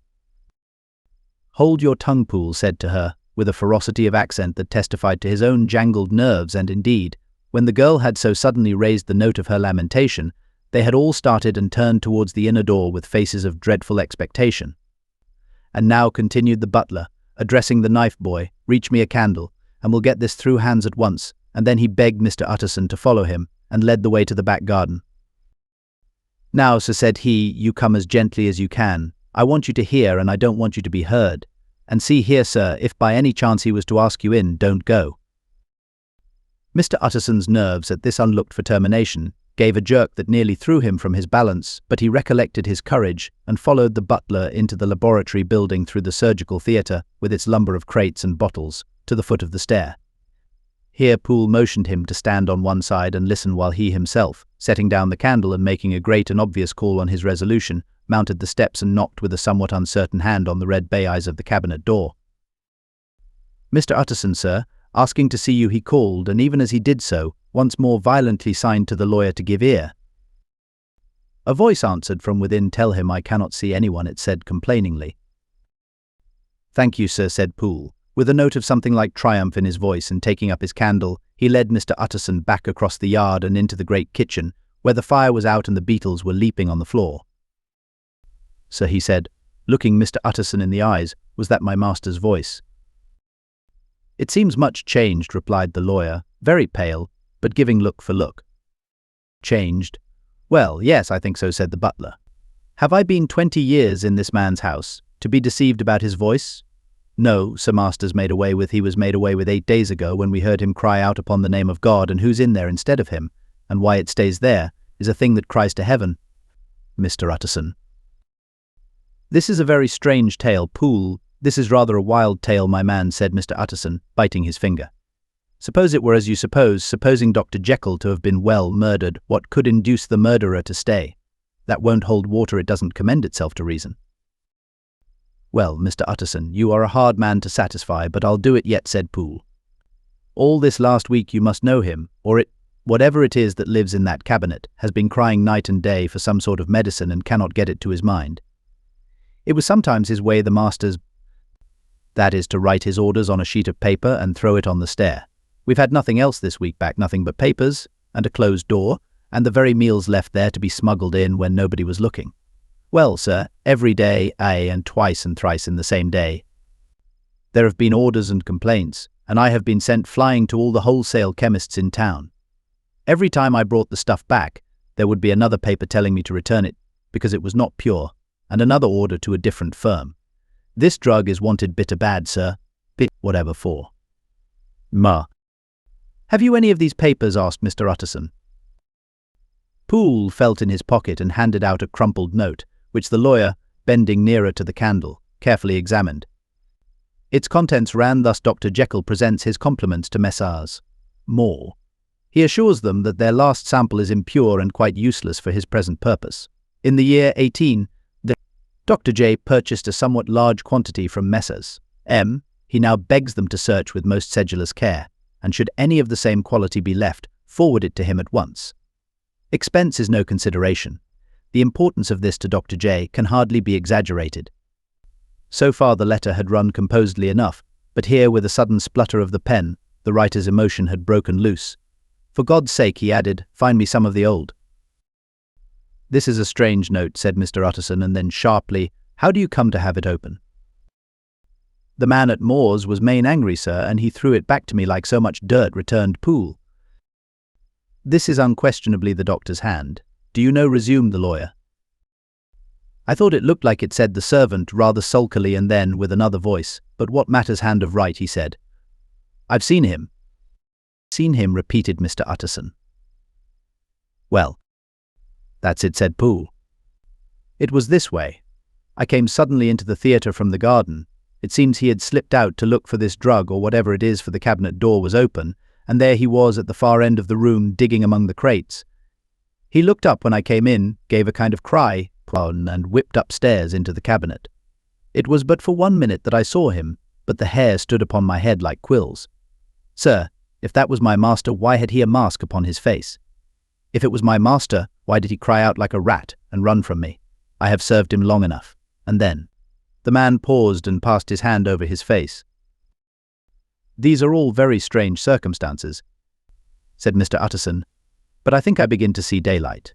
Your master, Poole, is plainly seized with one of those maladies that both torture and deform the sufferer, hence, for aught I know, the alteration of his voice, hence the mask and the avoidance of his friends.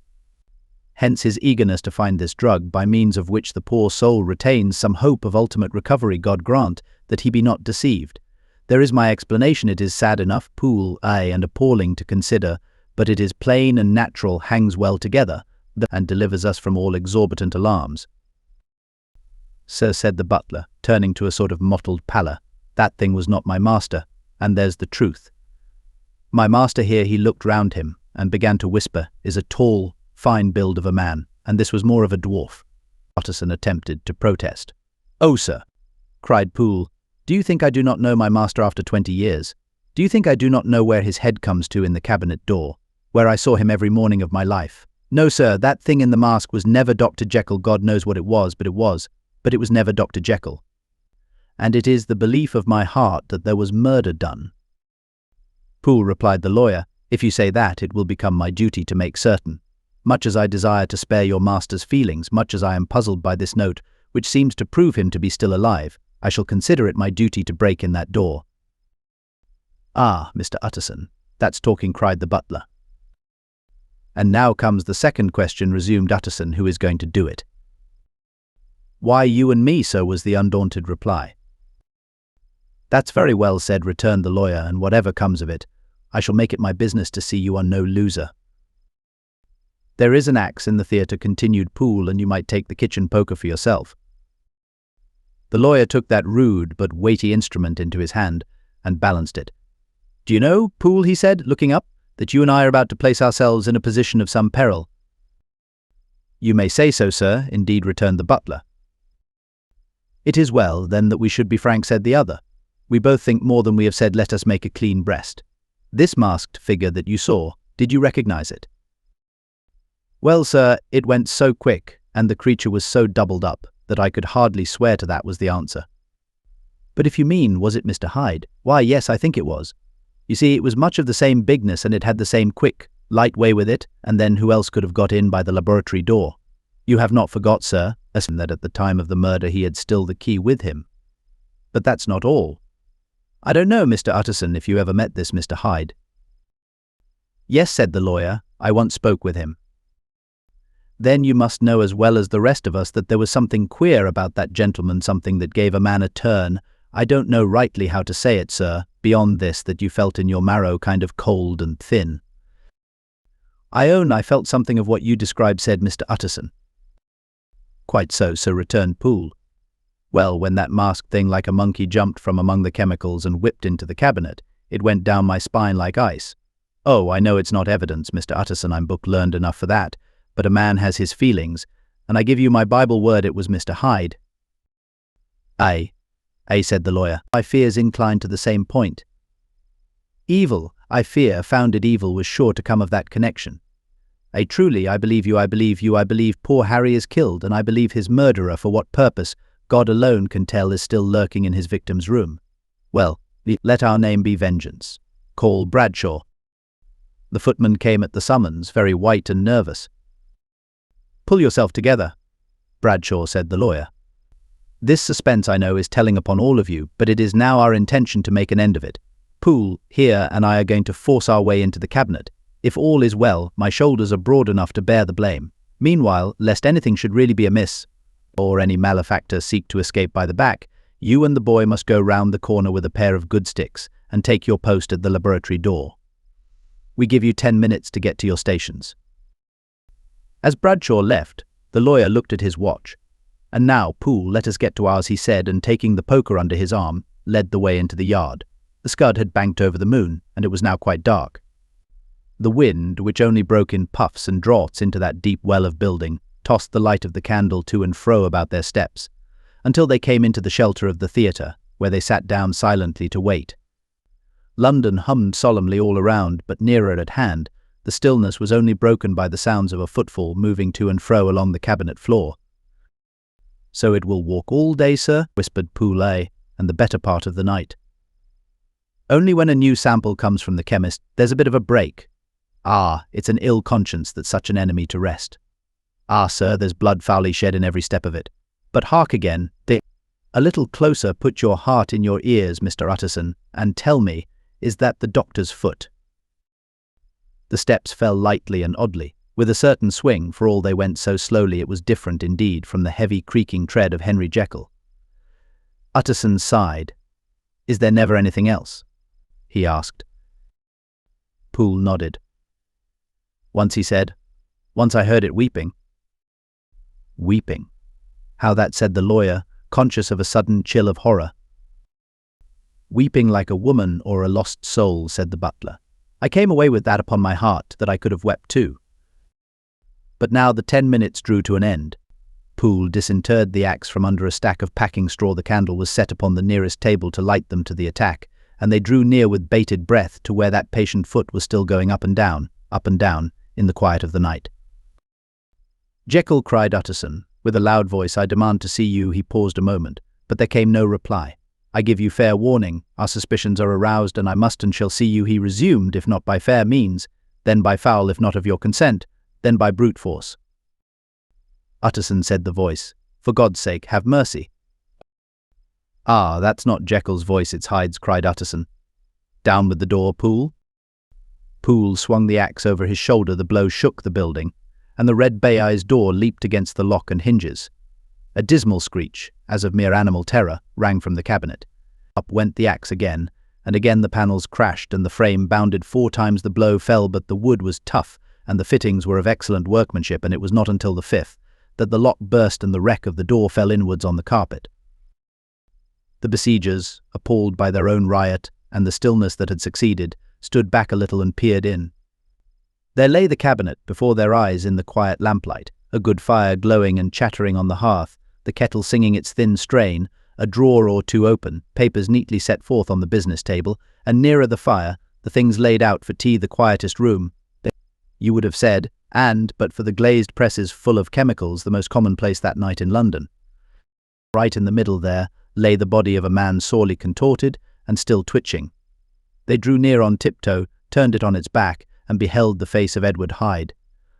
He was dressed in clothes far too large for him, clothes of the doctor's bigness. The cords of his face still moved with a semblance of life, but life was quite gone, and by the crushed phial in the hand, and the strong smell of kernels that hung upon the air, Utterson knew that he was looking on the body of a self-destroyer.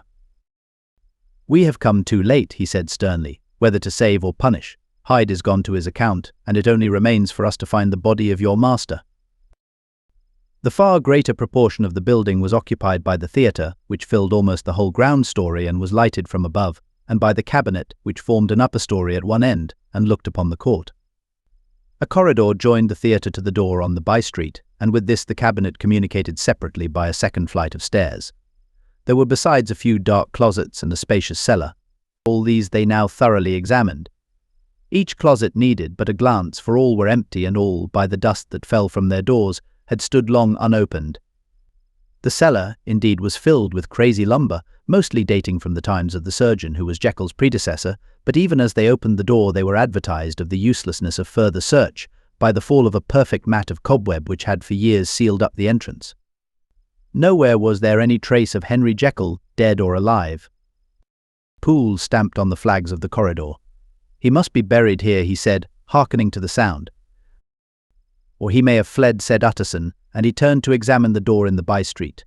It was locked, and lying nearby on the flags they found the key already stained with rust. "This does not look like use," observed the lawyer. "Use," echoed Poole. "Do you not see, sir, it is broken, much as if a man had stamped on it." Continued Utterson, "and the fractures, too, are rusty." The two men looked at each other with a scare. "This is beyond me," Poole said the lawyer. "Let us go back to the cabinet." They mounted the stair in silence, and still with an occasional awestruck glance at the dead body, proceeded more thoroughly to examine the contents of the cabinet. At one table there were traces of chemical work, various measured heaps of some white salt being laid on glass saucers, as though for an experiment in which the unhappy man had been prevented.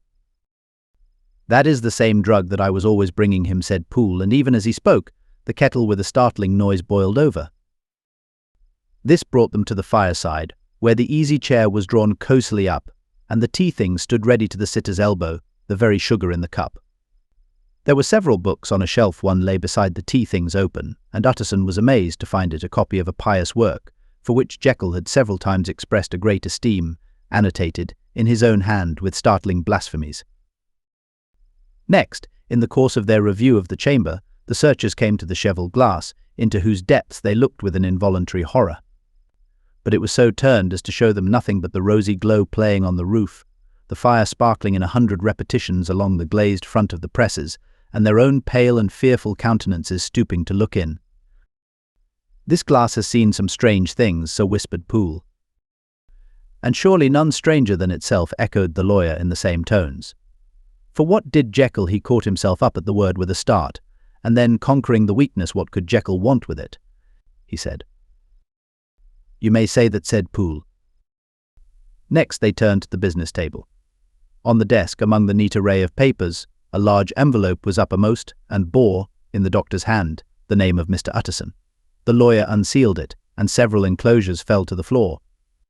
The first was a will, drawn in the same eccentric terms as the one which he had returned 6 months before, to serve as a testament in case of death, and as a deed of gift if in case of disappearance, but in place of the name of Edward Hyde, the lawyer, with indescribable amazement, read the name of Gabriel John Utterson. He looked at Poole, and then back at the paper, and last of all at the dead malefactor stretched upon the carpet.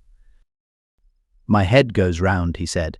"He has been all these days in possession. He had no cause to like me. He must have raged to see himself displaced, and he has not destroyed this document." He caught up the next paper. It was a brief note in the doctor's hand, and dated at the top. "Oh, Poole," the lawyer cried, "he was alive and here this day. He cannot have been disposed of in so short a space. He must be still alive. He must have fled. And then, why fled, and how? And in that case, can we venture to declare this suicide?" "Oh, we must be careful. I foresee that we may yet involve your master in some dire catastrophe." "Why don't you read it, sir?" asked Poole. "Because I fear," replied the lawyer solemnly. "God grant I have no cause for it," and with that he brought the paper to his eyes and read as follows. "My dear Utterson, when this shall fall into your hands, I shall have disappeared. Under what circumstances I have not the penetration to foresee, but my instinct and all the circumstances of my nameless situation tell me that the end is sure and must be early. Go then, and first read the narrative which Lanyon warned me he was to place in your hands, and if you care to hear more, turn to the confession of your unworthy and unhappy friend, Henry Jekyll." "There was a third enclosure?" asked Utterson. "Here, sir," said Poole, and gave into his hands a considerable packet sealed in several places. The lawyer put it in his pocket. "I would say nothing of this paper. If your master has fled or is dead, we may at least save his credit. It is now 10. I must go home and read these documents in quiet, but I shall be back before midnight, when we shall send for the police." They went out, locking the door of the theatre behind them, and Utterson, once more leaving the servants gathered about the fire in the hall, trudged back to his office to read the two narratives in which this mystery was now to be explained. Dr. Lagnon's narrative. On the 9th of January, now 4 days ago, I received by the evening delivery a registered envelope addressed in the hand of my colleague and old school companion, Henry Jekyll. I was a good deal surprised by this, for we were by no means in the habit of correspondence. I had seen the man, dined with him indeed the night before, and I could imagine nothing in our intercourse that should justify formality of registration. The contents increased my wonder, for this is how the letter ran. 10t December, 18. Dear Lagnon, you are one of my oldest friends, and although we may have differed at times on scientific questions, I cannot remember, at least on my side, any break in our affection. There was never a day when, if you had said to me, Jekyll, my life, my honor, my reason depend upon you, I would not have sacrificed my left hand to help you. Lagnon, my life, my honor, my reason are all at your mercy. If you fail me tonight, I am lost. You might suppose, after this preface, that I am going to ask you for something dishonorable to grant. Judge for yourself. I want you to postpone all other engagements for tonight, even if you were summoned to the bedside of an emperor to take a cab, unless your carriage should be actually at the door, and with this letter in your hand for consultation, to drive straight to my house. Poole, my butler, that has his orders. You will find him waiting your arrival with a locksmith. The door of my cabinet is then to be forced, and you are to go in alone to open the glazed press letter E on the left hand, breaking the lock if it be shut, and to draw out, with all its contents as they stand, the fourth drawer from the top, or which is the same thing, the third from the bottom. In my extreme distress of mind, I have a morbid fear of misdirecting you, but even if I am in error, you may know the right drawer by its contents: some powders, a file, and a paper book. This drawer I beg of you to carry back with you to Cavendish Square exactly as it stands. That is the first part of the service. Now for the second. You should be back, if you set out at once on the receipt of this, long before midnight, but I will leave you that amount of margin, not only in the fear of one of those obstacles that can neither be prevented nor foreseen, but because an hour when your servants are in bed is to be preferred for what will then remain to do. At midnight, then, I have to ask you to be alone in your consulting room, to admit with your own hand into the house a man who will present himself in my name, and to place in his hands the drawer that you will have brought with you from my cabinet. Then you will have played your part and earned my gratitude completely. 5 minutes afterwards, if you insist upon an explanation, you will have understood that these arrangements are of capital importance, and that by the neglect of one of them, fantastic as they must appear, you might have charged your conscience with my death or the shipwreck of my reason. Confident as I am that you will not trifle with this appeal, my heart sinks and my hand trembles at the bare thought of such a possibility. Think of me at this hour, in a strange place, labouring under a blackness of distress that no fancy can exaggerate, and yet well aware that, if you will but punctually serve me, my troubles will roll away like a story that is told. Serve me, my dear Lagnon, and save. Your friend, H.J. E.S. I had already sealed this up when a fresh terror struck upon my soul. It is possible that the post office may fail me, and this letter not come into your hands until tomorrow morning. In that case, dear Lagnon, do my errand when it shall be most convenient for you in the course of the day. And once more expect my messenger at midnight. It may then already be too late, and if that night passes without event, you will know that you have seen the last of Henry Jekyll. Upon the reading of this letter, I made sure my colleague was insane, but till that was proved beyond the possibility of doubt, I felt bound to do as he requested. The less I understood of this farrago, the less I was in a position to judge of its importance, and an appeal so worded could not be set aside without a grave responsibility. I rose accordingly from table, got into a hansom, and drove straight to Jekyll's house. The butler was awaiting my arrival. He had received by the same post as mine a registered letter of instruction, and had sent at once for a locksmith and a carpenter. The tradesmen came while we were yet speaking, and we moved in a body to old Dr. Denman's surgical theatre, from which, as you are doubtless aware, Jekyll's private cabinet is most conveniently entered. The door was very strong, the lock excellent. The carpenter avowed he would have great trouble and have to do much damage if force were to be used, and the locksmith was near despair. But this last was a handy fellow, and after 2 hours' work the door stood open. The press marked E was unlocked, and I took out the drawer, had it filled up with straw and tied in a sheet, and returned with it to Cavendish Square. Here I proceeded to examine its contents. The powders were neatly enough made up, but not with the nicety of the dispensing chemist, so that it was plain they were of Jekyll's private manufacture, and when I opened one of the wrappers I found what seemed to me a simple crystalline salt of a white color. The phial, to which I next turned my attention, might have been about half full of a blood-red liquor, which was highly pungent to the sense of smell, and seemed to me to contain phosphorus and some volatile ether. And at the other ingredients I could make no guess. The book was an ordinary version book, and contained little but a series of dates. These covered a period of many years, but I observed that the entries ceased nearly a year ago and quite abruptly. Here and there a brief remark was appended to a date, usually no more than a single word double occurring, perhaps 6 times in a total of several hundred entries, and once very early in the list, and followed by several marks of exclamation, total failure. All this, though it whetted my curiosity, told me little that was definite. Here were a phial of some salt, and the record of a series of experiments that had led, like too many of Jekyll's investigations, to no end of practical usefulness. How could the presence of these articles in my house affect either the honor, the sanity, or the life of my flighty colleague? If his messenger could go to one place, why could he not go to another?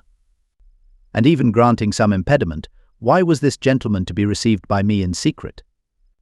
The more I reflected, the more convinced I grew that I was dealing with a case of cerebral disease, and though I dismissed my servants to bed, I loaded an old revolver, that I might be found in some posture of self-defense. 12 o'clock had scarce rung out over London, ere the knocker sounded very gently on the door. I went myself at the summons, and found a small man crouching against the pillars of the portico. "Are you come from Dr. Jekyll?" I asked. He told me yes by a constrained gesture, and when I had bidden him enter, he did not obey me without a searching backward glance into the darkness of the square. There was a policeman not far off, advancing with his bull's eye open, and at the sight, I thought my visitor started and made greater haste. These particulars struck me, I confess, disagreeably, and as I followed him into the bright light of the consulting room, I kept my hand ready on my weapon. Here, at last, I had a chance of clearly seeing him. I had never set eyes on him before, so much was certain. He was small. As I have said, I was struck besides with the shocking expression of his face, with his remarkable combination of great muscular activity and great apparent debility of constitution, and last but not least with the odd, subjective disturbance caused by his neighborhood. This bore some resemblance to incipient rigor, and was accompanied by a marked sinking of the pulse. At the time I set it down to some idiosyncratic, personal distaste, and merely wondered at the acuteness of the symptoms, but I have since had reason to believe the cause to lie much deeper in the nature of man, and to turn on some nobler hinge than the principle of hatred.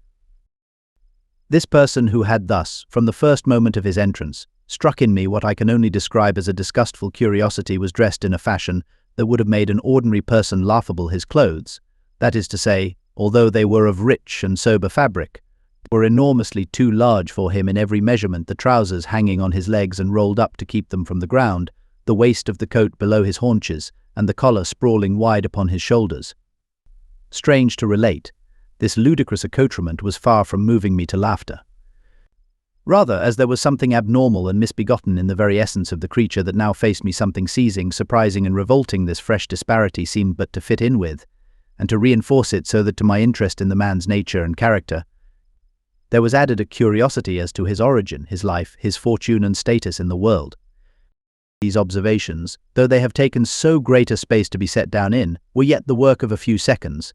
My visitor was indeed on fire with sombre excitement. "Have you got it?" he cried. "Have you got it?" And so lively was his impatience that he even laid his hand upon my arm and sought to shake me. I put him back, conscious at his touch of a certain icy pang along my blood. "Come, sir," said I, "you forget that I have not yet the pleasure of your acquaintance. Be seated, if you please." And I showed him an example, and sat down myself in my customary seat, and with as fair an imitation of my ordinary manner to a patient, as the lateness of the hour, the nature of my preoccupations, and the horror I had of my visitor would suffer me to muster. "I beg your pardon, Dr. Lanyon," he replied civilly enough. "What you say is very well founded, and my impatience has shown its heels to my politeness. I come here at the instance of your colleague, Dr. Henry Jekyll, on a piece of business of some moment, and I understood." He paused and put his hand to his throat, and I could see, in spite of his collected manner, that he was wrestling against the approaches of the hysteria. I understood, a draw. But here I took pity on my visitor's suspense, and some perhaps on my own growing curiosity. "There it is," said I, pointing to the drawer, where it lay on the floor behind a table and still covered with the sheet. He sprang to it, and then paused, and laid his hand upon his heart. I could hear his teeth grate with the convulsive action of his jaws, and his face was so ghastly to see that I grew alarmed both for his life and reason. "Compose yourself," said I. He turned a dreadful smile to me, and as if with the decision of despair, plucked away the sheet. At sight of the contents, he uttered one loud sob of such immense relief that I sat petrified, and the next moment, in a voice that was already fairly well under control, "Have you a graduated glass?" he asked. I rose from my place with something of an effort and gave him what he asked. He thanked me with a smiling nod, measured out a few minims of the red tincture, and added one of the powders. The mixture, which was at first of a reddish hue, began, in proportion as the crystals melted, to brighten in colour, to effervesce audibly, and to throw off small fumes of vapour. Suddenly, and at the same moment, the ebullition ceased and the compound changed to a dark purple, which faded again more slowly to a watery green.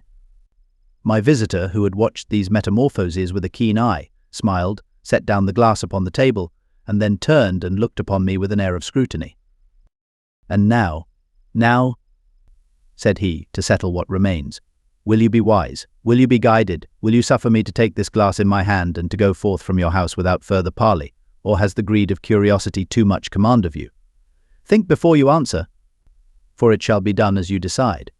As you decide, you shall be left as you were before, and neither richer nor wiser, unless the sense of service rendered to a man in mortal distress may be counted as a kind of riches of the soul. Or, if you shall so prefer to choose, a new province of knowledge and new avenues to fame and power shall be laid open to you, here in this room, upon the instant, and your sight shall be blasted by a prodigy to stagger the unbelief of Satan." "Sir," said I, affecting a coolness that I was far from truly possessing, "you speak enigmas, and you will perhaps not wonder that I hear you with no very strong impression of belief. But I have gone too far in the way of inexplicable services to pause before I see the end." "It is well," replied my visitor. "Lanyon, you remember your vows. What follows is under the seal of our profession.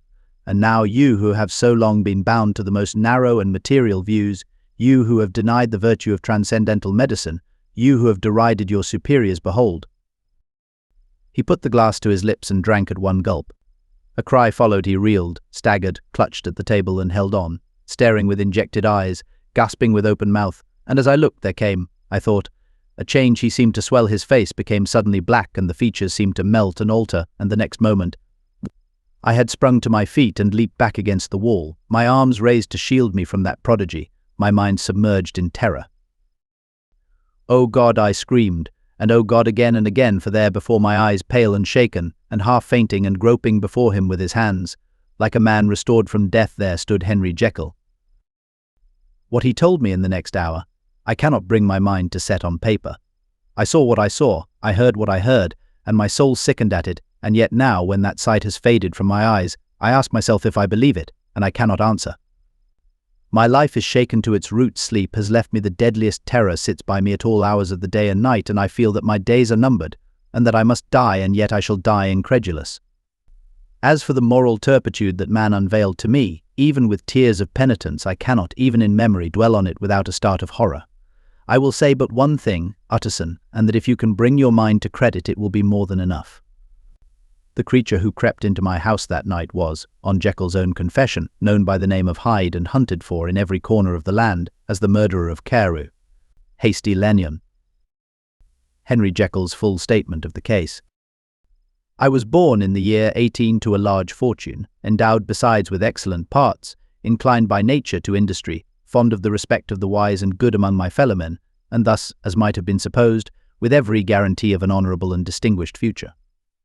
And indeed the worst of my faults was a certain impatient gaiety of disposition, such as has made the happiness of many, but such as I found it hard to reconcile with my imperious desire to carry my head high, and wear a more than commonly grave countenance before the public.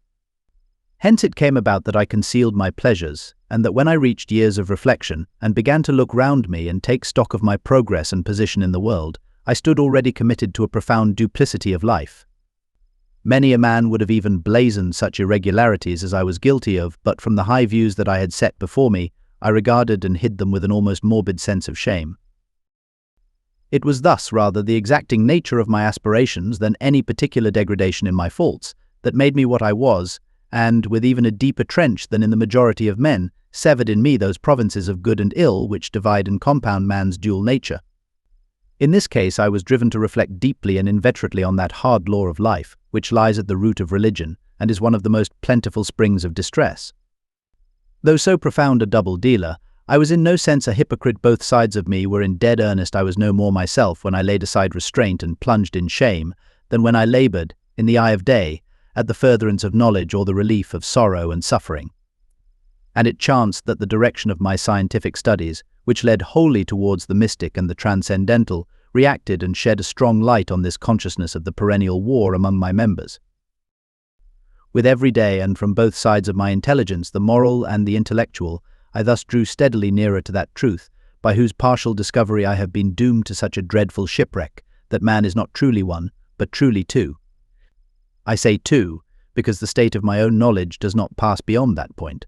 Others will follow, others will outstrip me on the same lines, and I hazard the guess that man will be ultimately known for a mere polity of multifarious, incongruous and independent denizens.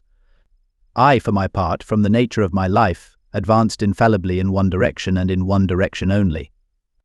It was on the moral side, and in my own person, that I learned to recognize the thorough and primitive duality of man. I saw that, of the two natures that contended in the field of my consciousness, even if I could rightly be said to be either, it was only because I was radically both.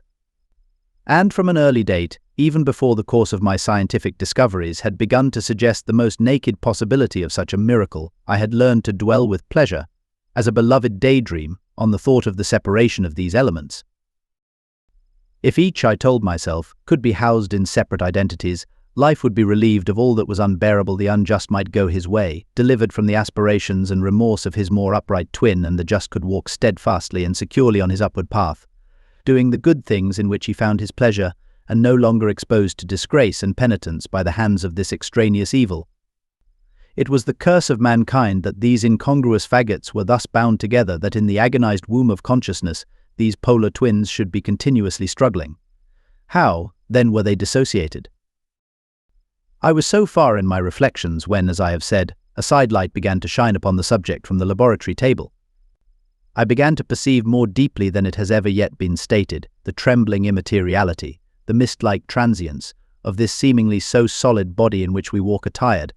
Certain agents I found to have the power to shake and pluck back that fleshly vestment, even as a wind might toss the curtains of a pavilion. For two good reasons, I will not enter deeply into this scientific branch of my confession. First, because I have been made to learn that the doom and burthen of our life is bound for ever on man's shoulders, and when the attempt is made to cast it off, it but returns upon us with more unfamiliar and more awful pressure. Second, because, as my narrative will make, alas, too evident, my discoveries were incomplete. Enough, then, that I not only recognized my natural body from the mere aura and effulgence of certain of the powers that made up my spirit, but managed to compound a drug by which these powers should be dethroned from their supremacy, and a second form and countenance substituted, none the less natural to me because they were the expression and bore the stamp of lower elements in my soul. I hesitated long before I put this theory to the test of practice. I knew well that I risked death for any drug that so potently controlled and shook the very fortress of identity, might, by the least scruple of an overdose, or at the least inopportunity in the moment of exhibition, utterly blot out that immaterial tabernacle which I looked to it to change. But the temptation of a discovery so singular and profound at last overcame the suggestions of alarm. I had long since prepared my tincture. I purchased at once, from a firm of wholesale chemists, a large quantity of a particular salt which I knew, from my experiments, to be the last ingredient required, and late one accursed night I compounded the elements, then watched them boil and smoke together in the glass, and when the ebullition had subsided, with a strong glow of courage, drank off the potion. The most racking pangs succeeded, a grinding in the bones, deadly nausea, and a horror of the spirit that cannot be exceeded at the hour of birth or death. Then these agonies began swiftly to subside, and I came to myself as if out of a great sickness. There was something strange in my sensations, something indescribably new and, from its very novelty, incredibly sweet. I felt younger, lighter, happier in body. Within I was conscious of a heady recklessness, a current of disordered sensual images running like a millrace in my fancy, a solution of the bonds of obligation, an unknown but not an innocent freedom of the soul. I knew myself, at the first breath of this new life, to be more wicked, tenfold more wicked, sold a slave to my original evil, and the thought, in that moment, braced and delighted me like wine. I stretched out my hands, exulting in the freshness of these sensations, and in the act, I was suddenly aware that I had lost in stature. There was no mirror, at that date, in my room. That which stands beside me as I write was brought there later on, and for the very purpose of these transformations. The night, however, was far gone into the morning. The morning, black as it was nearly ripe for the conception of the day. The inmates of my house were locked in the most rigorous hours of slumber, and I determined, flushed as I was with hope and triumph, to venture in my new shape as far as to my bedroom. I crossed the yard, wherein the constellations looked down upon me. I could have thought, with wonder, the first creature of that sort, that their unsleeping vigilance had yet disclosed to them. I stole through the corridors, a stranger in my own house, and coming to my room, I saw for the first time the appearance of Edward Hyde. I must here speak by theory alone, saying not that which I know, but that which I suppose to be most probable. The evil side of my nature, to which I had now transferred the stamping efficacy, was less robust and less developed than the good which I had just deposed. Again, in the course of my life, which had been, after all, 9/10 a life of effort, virtue and control, it had been much less exercised and much less exhausted, and hence, as I think, it came about that Edward Hyde was so much smaller, slighter, and younger than Henry Jekyll. Even as good shone upon the countenance of the one, evil was written broadly and plainly on the face of the other. Evil, besides which I must still believe to be the lethal side of man, had left on that body an imprint of deformity and decay. And yet, when I looked upon that ugly idol in the glass, I was conscious of no repugnance, rather of a leap of welcome. This, too, was myself. It seemed natural and human. In my eyes it bore a livelier image of the spirit. It seemed more express and single than the imperfect and divided countenance I had been hitherto accustomed to call mine. And in so far I was doubtless right. I have observed that when I wore the semblance of Edward Hyde, none could come near to me at first without a visible misgiving of the flesh. This, as I take it, was because all human beings, as we meet them, are commingled out of good and evil, and Edward Hyde, alone in the ranks of mankind, was pure evil. I lingered but a moment at the mirror. The second and conclusive experiment had yet to be attempted. It yet remained to be seen if I had lost my identity beyond redemption, and must flee before daylight from a house that was no longer mine, and hurrying back to my cabinet. I once more prepared and drank the cup, once more suffered the pangs of dissolution, and came to myself once more with the character, the stature, and the face of Henry Jekyll. That night I had come to the fatal crossroads. Had I approached my discovery in a more noble spirit, had I risked the experiment while under the empire of generous or pious aspirations, all must have been otherwise, and from these agonies of death and birth, I had come forth an angel instead of a fiend. The drug had no discriminating action. It was neither diabolical nor divine. It but shook the doors of the prison house of my disposition, and like the captives of Philippi, that which stood within ran forth. At that time my virtue slumbered, my evil, kept awake by ambition, was alert and swift to seize the occasion, and the thing that was projected was Edward Hyde. Hence, although I had now two characters as well as two appearances, one was wholly evil, and the other was still the old Henry Jekyll, that incongruous compound of whose reformation and improvement I had already learned to despair. The movement was thus wholly toward the worse. Even at that time I had not conquered my aversions to the dryness of a life of study. I would still be merrily disposed at times, and as my pleasures were, to say the least, undignified, and I was not only well known and highly considered, but growing towards the elderly man, this incoherency of my life was daily growing more unwelcome. It was on this side that my new power tempted me until I fell in slavery. I had but to drink the cup, to doff at once the body of the noted professor, and to assume, like a thick cloak, that of Edward Hyde. I smiled at the notion. It seemed to me at the time to be humorous, and I made my preparations with the most studious care. I took and furnished that house in Soho, to which Hyde was tracked by the police and engaged as a housekeeper, a creature whom I knew well to be silent and unscrupulous. On the other side, I announced to my servants that a Mr. Hyde whom I described was to have full liberty and power about my house in the square, and to parry mishaps. I even called and made myself a familiar object in my second character. I next drew up that will to which you so much objected, so that if anything befell me in the person of Dr. Jekyll, I could enter on that of Edward Hyde without pecuniary loss. And thus fortified, as I supposed, on every side I began to profit by the strange immunities of my position. Men have before hired bravos to transact their crimes, while their own person and reputation sat under shelter. I was the first that ever did so for his pleasures.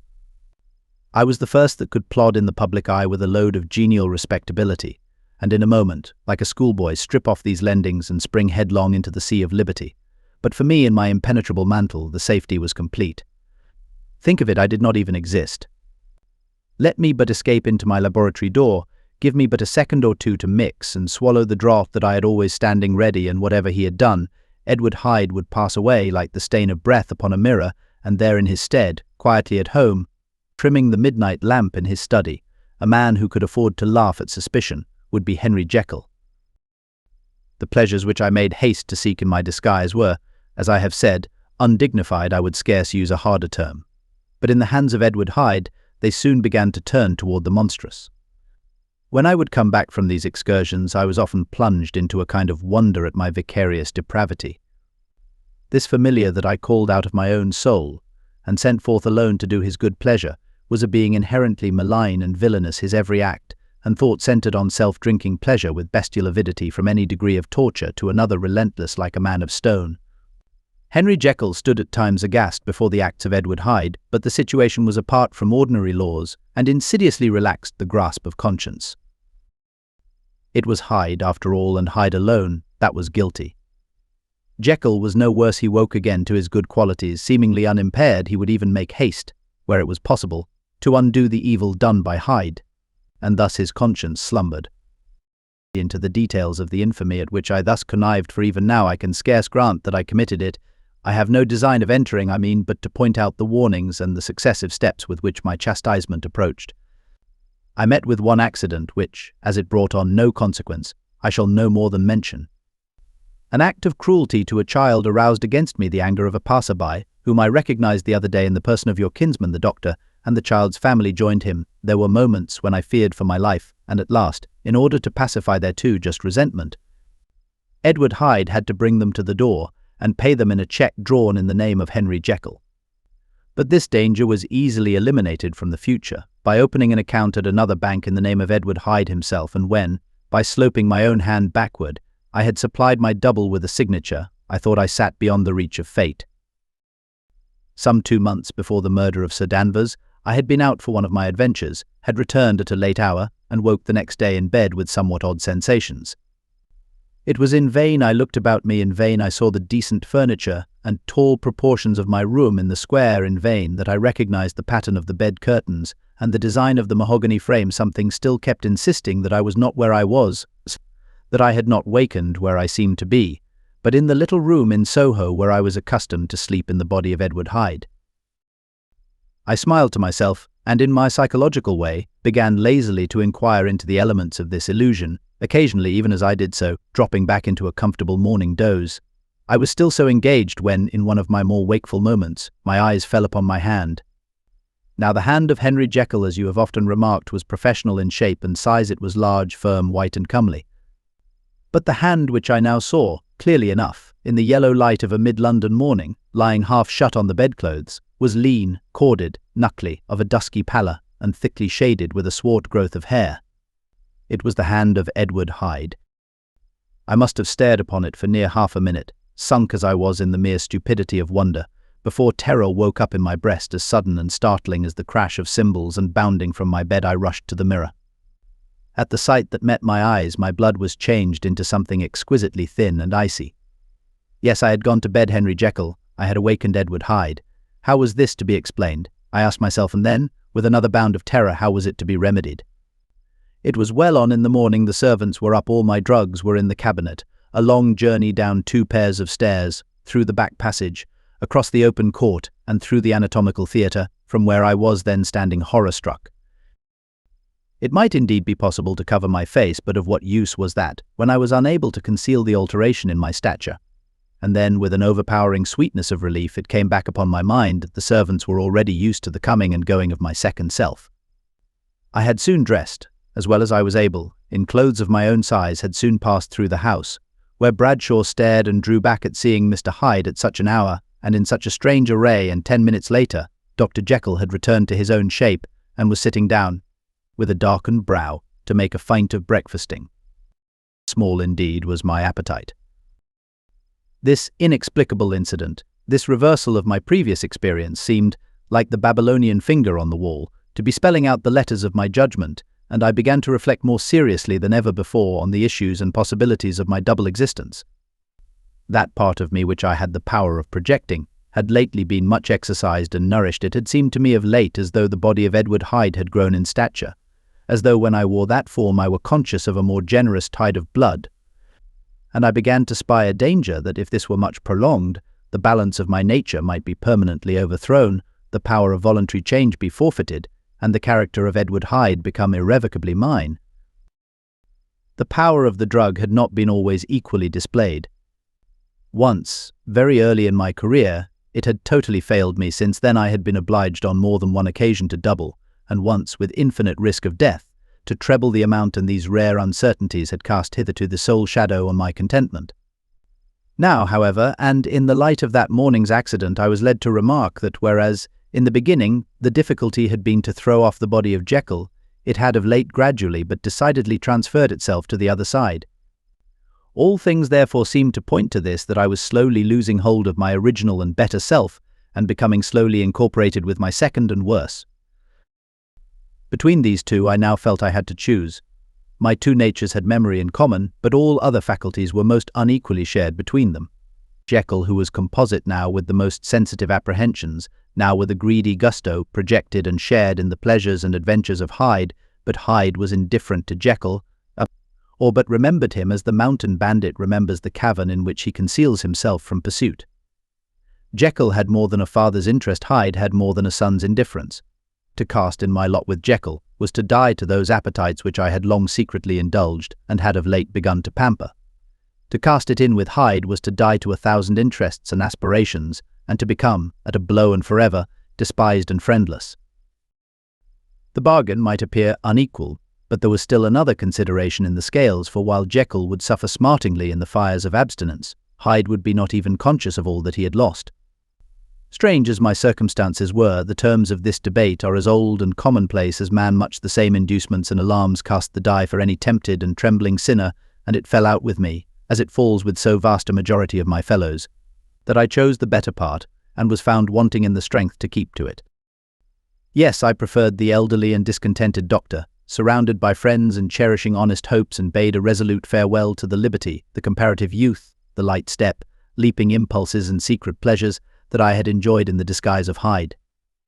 I made this choice perhaps with some unconscious reservation, for I neither gave up the house in Soho, nor destroyed the clothes of Edward Hyde, which still lay ready in my cabinet.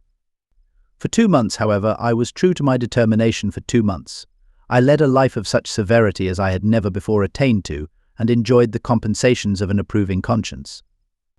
But time began at last to obliterate the freshness of my alarm. The praises of conscience began to grow into a thing of course. I began to be tortured with throes and longings, as of Hyde struggling after freedom, and at last, in an hour of moral weakness, I once again compounded and swallowed the transforming draught.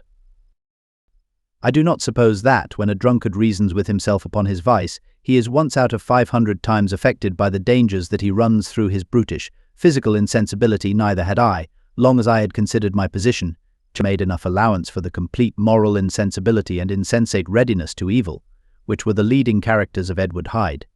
Yet it was by these that I was punished. My devil had been long caged, he came out roaring.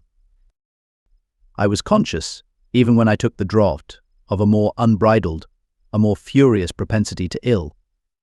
It must have been this, I suppose, that stirred in my soul that tempest of impatience with which I listened to the civilities of my unhappy victim. I declare, at least, before God, no man morally sane could have been guilty of that crime upon so pitiful a provocation, and that I struck in no more reasonable spirit than that in which a sick child may break a plaything. But I had voluntarily stripped myself of all those balancing instincts by which even the worst of us continues to walk with some degree of steadiness among temptations, and in my case to be tempted, however slightly, was to fall. Instantly the spirit of hell awoke in me and raged. With a transport of glee I mauled the unresisting body, tasting delight from every blow, and it was not till weariness had begun to succeed that I was suddenly, in the top fit of my delirium, struck through the heart by a cold thrill of terror. A mist dispersed, I saw my life to be forfeit, and fled from the scene of these excesses, at once glorying and trembling, my lust of evil gratified and stimulated, my love of life screwed to the topmost peg. I ran to the house in Soho, and to make assurance doubly sure destroyed my papers. Thence I set out through the lamplit streets, in the same divided ecstasy of mind, gloating on my crime, light-headedly devising others in the future, and yet still hastening and still hearkening in my wake for the steps of the avenger. Hyde had a song upon his lips as he compounded the draught, and as he drank it, pledged the dead man. The pangs of transformation had not done tearing him, before Henry Jekyll, with streaming tears of gratitude and remorse, had fallen upon his knees and lifted his clasped hands to God. The veil of self-indulgence was rent from head to foot. I saw my life as a whole. I followed it up from the days of childhood when I had walked with my father's hand, and through the self-denying toils of my professional life, to arrive again and again, with the same sense of unreality, at the damned horrors of the evening. I could have screamed aloud. I sought with tears and prayers to smother down the crowd of hideous images and sounds with which my memory swarmed against me, and still, between the petitions, the ugly face of my iniquity stared into my soul. As the acuteness of this remorse began to die away, it was succeeded by a sense of joy. The problem of my conduct was solved. Hyde was thenceforth impossible whether I would or not. I was now confined to the better part of my existence, and oh, how I rejoiced to think of it. With what willing humility I embraced anew the restrictions of natural life. With what sincere renunciation I locked the door by which I had so often gone and come, and ground the key under my heel. The next day came the news that the murder had not been overlooked, that the guilt of Hyde was patent to the world, and that the victim was a man high in public estimation. It was not only a crime, it had been a tragic folly. I think I was glad to know it. I think I was glad to have my better impulses thus buttressed and guarded by the terrors of the scaffold. Jekyll was now my city of refuge. Let but Hyde peep out an instant, and the hands of all men would be raised to take and slay him. I resolved in my future conduct to redeem the past, and I can say with honesty that my resolve was fruitful of some good. You know yourself how earnestly, in the last months of the last year, I labored to relieve suffering. You know that much was done for others, and that the days passed quietly, almost happily for myself. Nor can I truly say that I wearied of this beneficent and innocent life. I think instead that I daily enjoyed it more completely, but I was still cursed with my duality of purpose, and as the first edge of my penitence wore off, the lower side of me, so long indulged, so recently chained down, began to growl for license. Not that I dreamed of resuscitating Hyde. The bare idea of that would startle me to frenzy. No, it was in my own person that I was once more tempted to trifle with my conscience, and it was as an ordinary secret sinner that I at last fell before the assaults of temptation. There comes an end to all things. The most capacious measure is filled at last, and this brief condescension to my evil finally destroyed the balance of my soul. And yet I was not alarmed. The fall seemed natural, like a return to the old days before I had made my discovery. It was a fine, clear, January day, wet underfoot where the frost had melted, but cloudless overhead, and the Regent's Park was full of winter chirrupings and sweet with spring odours. I sat in the sun on a bench, the animal within me licking the chops of memory, the spiritual side a little drowsed, promising subsequent penitence, but not yet moved to begin. After all, I reflected, I was like my neighbours, and then I smiled, comparing myself with other men, comparing my active good will with the lazy cruelty of their neglect. And at the very moment of that vainglorious thought, a qualm came over me, a horrid nausea and the most deadly shuddering. These passed away and left me faint, and then as in its turn faintness subsided, I began to be aware of a change in the temper of my thoughts, a greater boldness, a contempt of danger, a solution of the bonds of obligation. I looked down. My clothes hung formlessly on my shrunken limbs. The hand that lay on my knee was corded and hairy. I was once more Edward Hyde. A moment before I had been safe of all men's respect, wealthy, beloved, the cloth laying for me in the dining room at home, and now I was the common quarry of mankind, hunted, houseless, a known murderer, thrall to the gallows. My reason wavered, but it did not fail me utterly. I have more than once observed that in my second character, my faculties seemed sharpened to a point, and my spirits more tensely elastic. Thus it came about that, where Jekyll perhaps might have succumbed, Hyde rose to the importance of the moment. My drugs were in one of the presses of my cabinet. How was I to reach them? That was the problem that, crushing my temples in my hands, I set myself to solve. The laboratory door I had closed. If I sought to enter by the house, my own servants would consign me to the gallows. I saw I must employ another hand, and thought of Lanyon. How was he to be reached? How persuaded? Supposing that I escaped capture in the streets, how was I to make my way into his presence? And how should I, an unknown and displeasing visitor, prevail on the famous physician to rifle the study of his colleague Dr. Jekyll? Then I remembered that of my original character. One part remained to me I could write my own hand, and once I had conceived that kindling spark, the way that I must follow became lighted up from end to end. Thereupon I arranged my clothes as best I could, and summoning a passing hansom, drove to an hotel in Portland Street, the name of which I chanced to remember. At my appearance, which was indeed comical enough, however tragic a fate these garments covered, the driver could not conceal his mirth. I gnashed my teeth upon him with a gust of devilish fury, and the smile withered from his face, happily for him, yet more happily for myself, for in another instant I had certainly dragged him from his perch. At the inn, as I entered, I looked about me with so black a countenance as made the attendants tremble. Not a look did they exchange in my presence, but obsequiously took my orders, led me to a private room, and brought me wherewithal to write. Hyde, in danger of his life, was a creature new to me, shaken with inordinate anger, strung to the pitch of murder, lusting to inflict pain. Yet the creature was astute, mastered his fury, with a great effort of the will composed his two important letters, one to Lanyon and one to Poole, and that he might receive actual evidence of their being posted, sent them out with directions that they should be registered. Thenceforward he sat all day over the fire in the private room, gnawing his nails. There he dined, sitting alone with his fears, the waiter visibly quailing before his eye, and thence, when the night was fully come, he set forth in the corner of a closed cab, and was driven to and fro about the streets of the city. He, I say, I cannot say, that child of hell had nothing human, nothing lived in him but fear and hatred. And when at last, thinking the driver had begun to grow suspicious, he discharged the cab and ventured on foot, attired in his misfitting clothes, an object marked out for observation, into the midst of the nocturnal passengers, these two base passions raged within him like a tempest. He walked fast, hunted by his fears, chattering to himself, skulking through the less frequented thoroughfares, counting the minutes that still divided him from midnight. Once a woman spoke to him, offering, I think, a box of lights. He smote her in the face, and she fled. When I came to myself at Lanyon's, the horror of my old friend perhaps affected me somewhat. I do not know. It was at least but a drop in the sea to the abhorrence with which I looked back upon these hours. A change had come over me. It was no longer the fear of the gallows. It was the horror of being Hyde that racked me. I received Lanyon's condemnation partly in a dream. It was partly in a dream that I came home to my own house and got into bed. I slept after the prostration of the day with a stringent and profound slumber which not even the nightmares that wrung me could avail to break. I awoke in the morning shaken, weakened, but refreshed. I still hated and feared the thought of the brute that slept within me, and I had not, of course, forgotten the appalling dangers of the day before, but I was once more at home, in my own house and close to my drugs. And gratitude for my escape shone so strong in my soul that it almost rivaled the brightness of hope. I was stepping leisurely across the court after breakfast, drinking the chill of the air with pleasure, when I was seized again with those indescribable sensations that heralded the change, and I had but the time to gain the shelter of my cabinet, before I was once again raging and freezing with the passions of Hyde. It took on this occasion a double dose to recall me to myself, and alas! 6 hours after, as I sat looking sadly in the fire, the pangs returned, and the drug had to be re-administered. In short, from that day forth it seemed only by a great effort as of gymnastics, and only under the immediate stimulation of the drug, that I was able to wear the countenance of Jekyll. At all hours of the day and night I would be taken with the premonitory shudder. Above all, if I slept, or even dozed for a moment in my chair, it was always as Hyde that I awakened.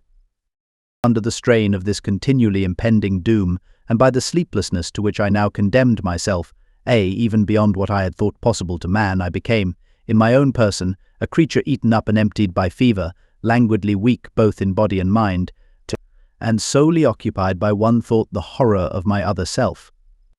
But when I slept, or when the virtue of the medicine wore off, I would leap almost without transition, for the pangs of transformation grew daily less marked, into the possession of a fancy brimming with images of terror, a soul boiling with causeless hatreds, and a body that seemed not strong enough to contain the raging energies of life.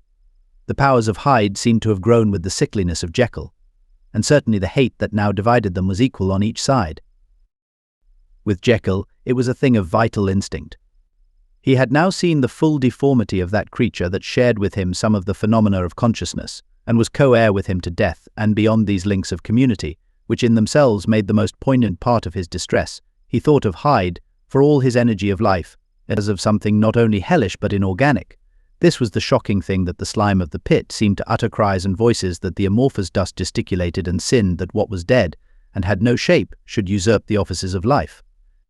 And this again, that insurgent horror was knit to him closer than a wife, closer than an eye lay caged in his flesh, where he heard it mutter and felt it struggle to be born, and at every hour of weakness, and in the confidence of slumber, prevailed against him, and deposed him out of life.